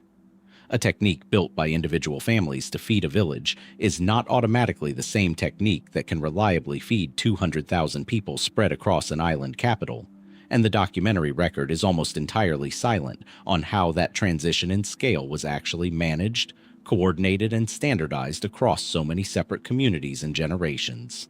The scale itself is the next thing worth pausing on. Archaeological surveys suggest the Aztecs eventually maintained something on the order of 10,000 hectares of chinampas, supporting a population estimated at roughly 200,000 people in Tenochtitlan alone, a city whose size stunned the first Spanish soldiers to see it, several of whom, by their own written accounts, wondered aloud whether they weren't simply dreaming. And unlike most intensive agriculture, ancient or modern, the chinampas didn't wear out the land they depended on. Farmers could pull as many as 7 harvests a year from the same bed, growing maize, beans, squash, chilies, tomatoes, and flowers in continuous rotation, decade after decade, without the soil giving out. Some version of this system is still functioning today in Xochimilco, where a few thousand farmers, called chinamperos, work roughly 750 hectares using methods that trace directly back, with remarkably little alteration, to the pre-Hispanic original. Recognized as a UNESCO World Heritage Site since 1987, it survives today less as a museum piece than as a genuinely working fragment of a 500-year-old agricultural machine, one that modern regenerative farmers, researchers, and permaculture practitioners around the world have begun studying seriously, looking for principles they can transplant into contexts as far removed as Oregon or Yorkshire. That durability is precisely where the mainstream explanation starts to run into its limits. We understand in broad strokes why Chinampas were fertile. The surrounding canals constantly circulated nutrient-rich water and organic muck, which farmers dredged and spread back onto the beds as a kind of perpetual, self-renewing fertilizer, drawn from decomposing vegetation and sediment that the lake itself kept replenishing. It's an elegant closed-loop system, and modern agronomists studying it have expressed genuine admiration for how well it anticipated principles that only entered formal Western agricultural science centuries later. But admiring the principle isn't the same as fully reconstructing the practice. Exactly how precisely the Aztecs calibrated that dredging cycle, how often, in what quantity, adjusted for which crop, tracked across a system spanning thousands of individual plots and dozens of communities, was never written down in a form that survives. What we have instead is the system's result, still visible in Xochimilco's canals, without the accompanying manual that would tell us exactly how it was run at empire-wide scale. The larger, harder question sits one level above the gardens themselves, in the water surrounding them. Lake Texcoco, the central body of water in the valley, was naturally brackish, too saline for the freshwater Chinampas to thrive in without careful management. Aztec engineers, under the ruler Nezahualcóyotl of neighboring Texcoco, are recorded as having constructed a massive dike across the lake specifically to separate its saltwater sections from the freshwater needed for agriculture and drinking, an engineering feat that Spanish chroniclers themselves found remarkable enough to describe in some detail. Sluice gates, canals, causeways, and aqueducts threaded the entire system together, regulating water levels across a lake basin that shifted seasonally with rainfall and could, if mismanaged, either flood the capital or leave its gardens starved of fresh water. Coordinating all of that across multiple city-states over generations without the benefit of the surveying instruments or hydraulic theory available to later engineers required a level of centralized planning and technical knowledge that we can trace in its physical remains but can't fully reconstruct in its methodology, because so much of the infrastructure that made it possible was deliberately destroyed or simply drained out of existence in the centuries after the conquest. Of the 5 interconnected lakes that once filled the Valley of Mexico, Texcoco, Xochimilco, Chalco, Zumpango, and Xaltocan, only Xochimilco's canal system still operates in any meaningful form. The other 4 were mostly drained by Spanish colonial authorities between the 17th and 20th centuries, a slow process undertaken partly out of fear of flooding and partly to reclaim land for European-style development.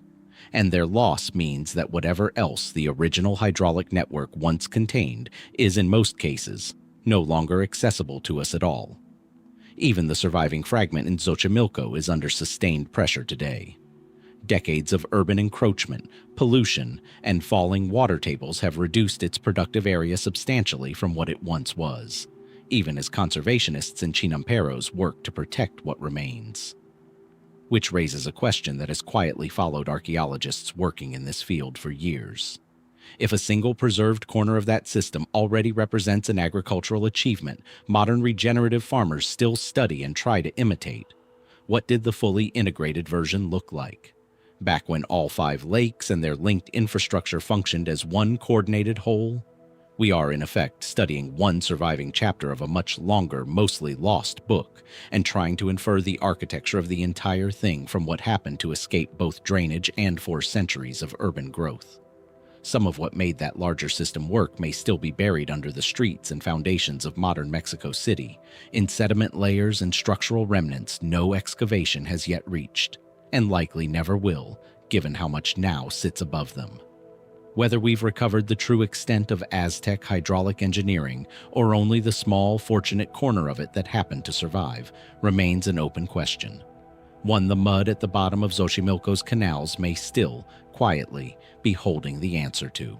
That same pattern, a body of specialized knowledge held by a small number of people that vanished the moment those people did, turns out to describe more than a single pigment recipe.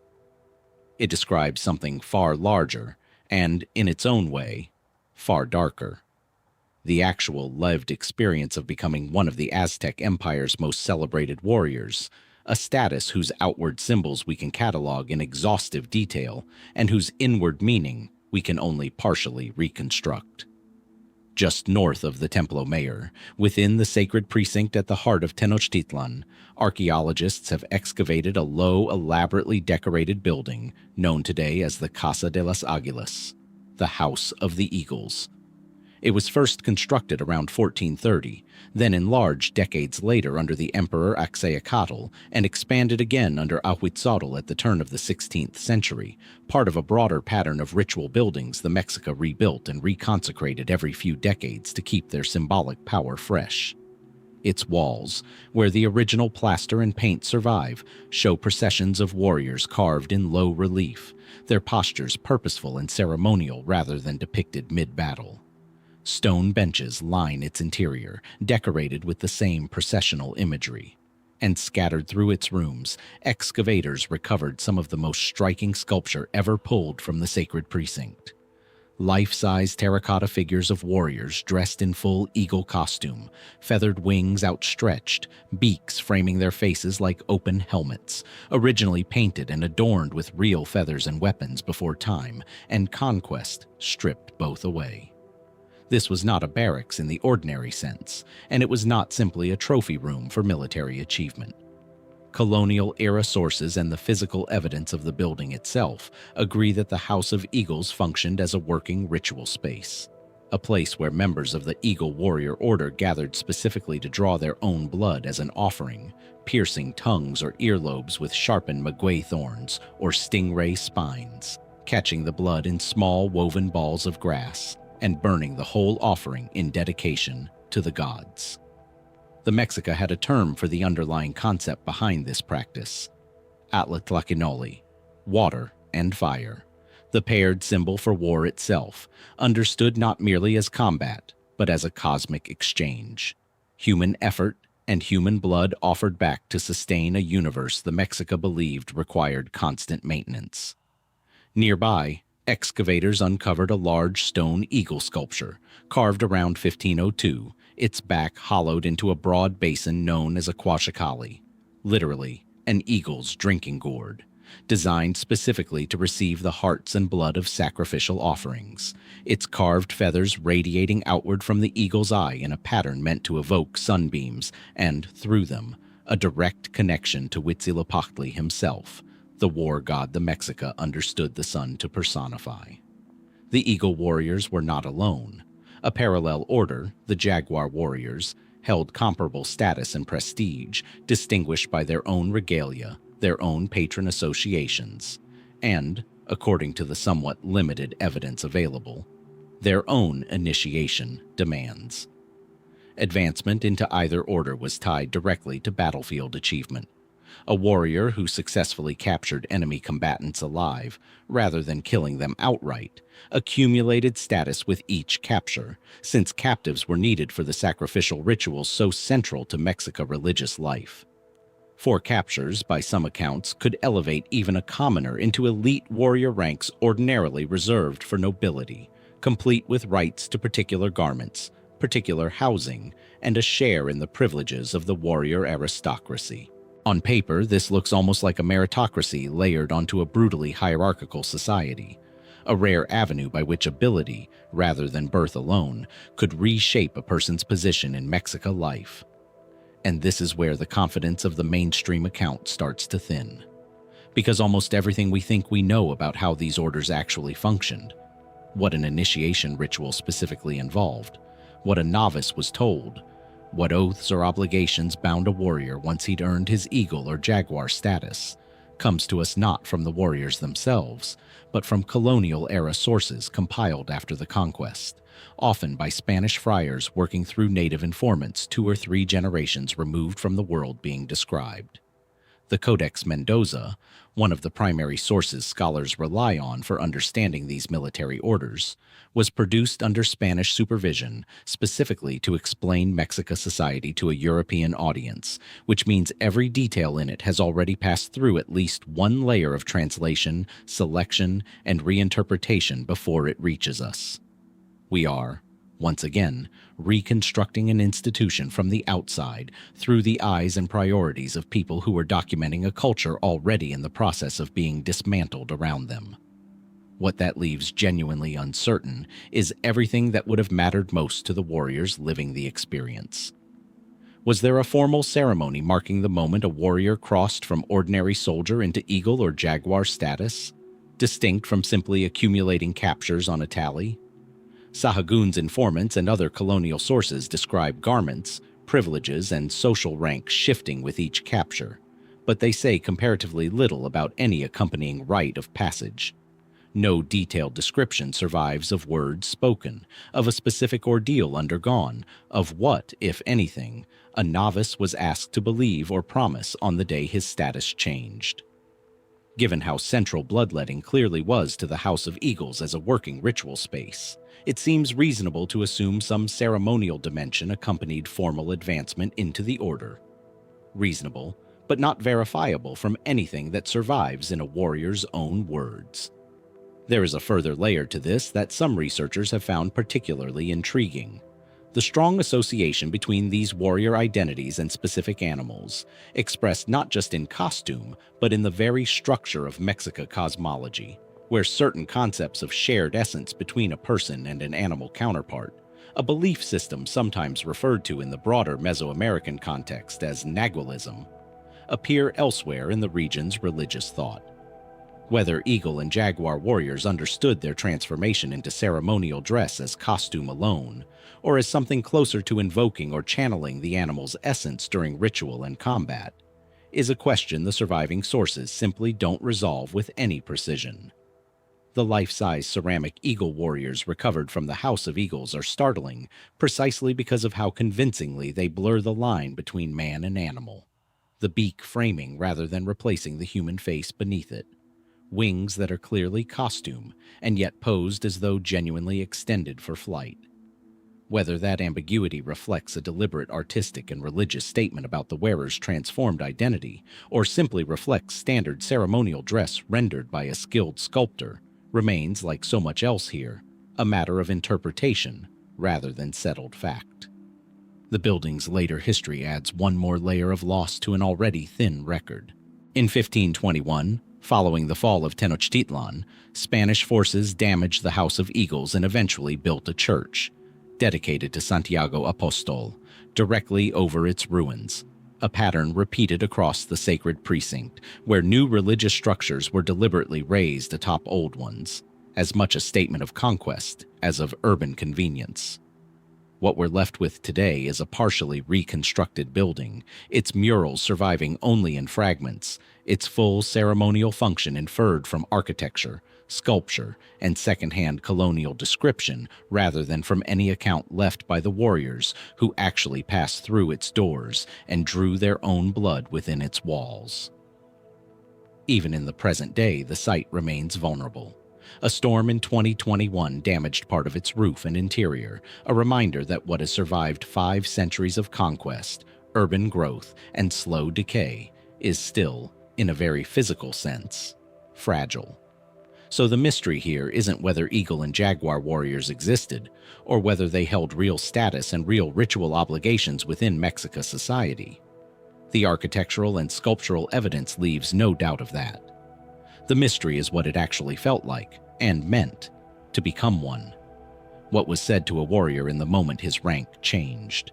Whether he believed, even briefly, that the eagle costume he wore carried something of the animal itself into his body, or understood it purely as the visible mark of an earned military honor. Whether the bloodletting performed in that building was experienced primarily as a solemn, almost bureaucratic religious obligation, or as something closer to a genuinely transformative rite meant to alter the person undergoing it. The stone benches, the terracotta wings, the blood basin carved into an eagle's back all tell us, with real confidence, that something serious and carefully choreographed happened inside that building for nearly a century. What we don't have, and likely never will, is a single sentence in a warrior's own words describing what it was actually like to sit on that bench and undergo it.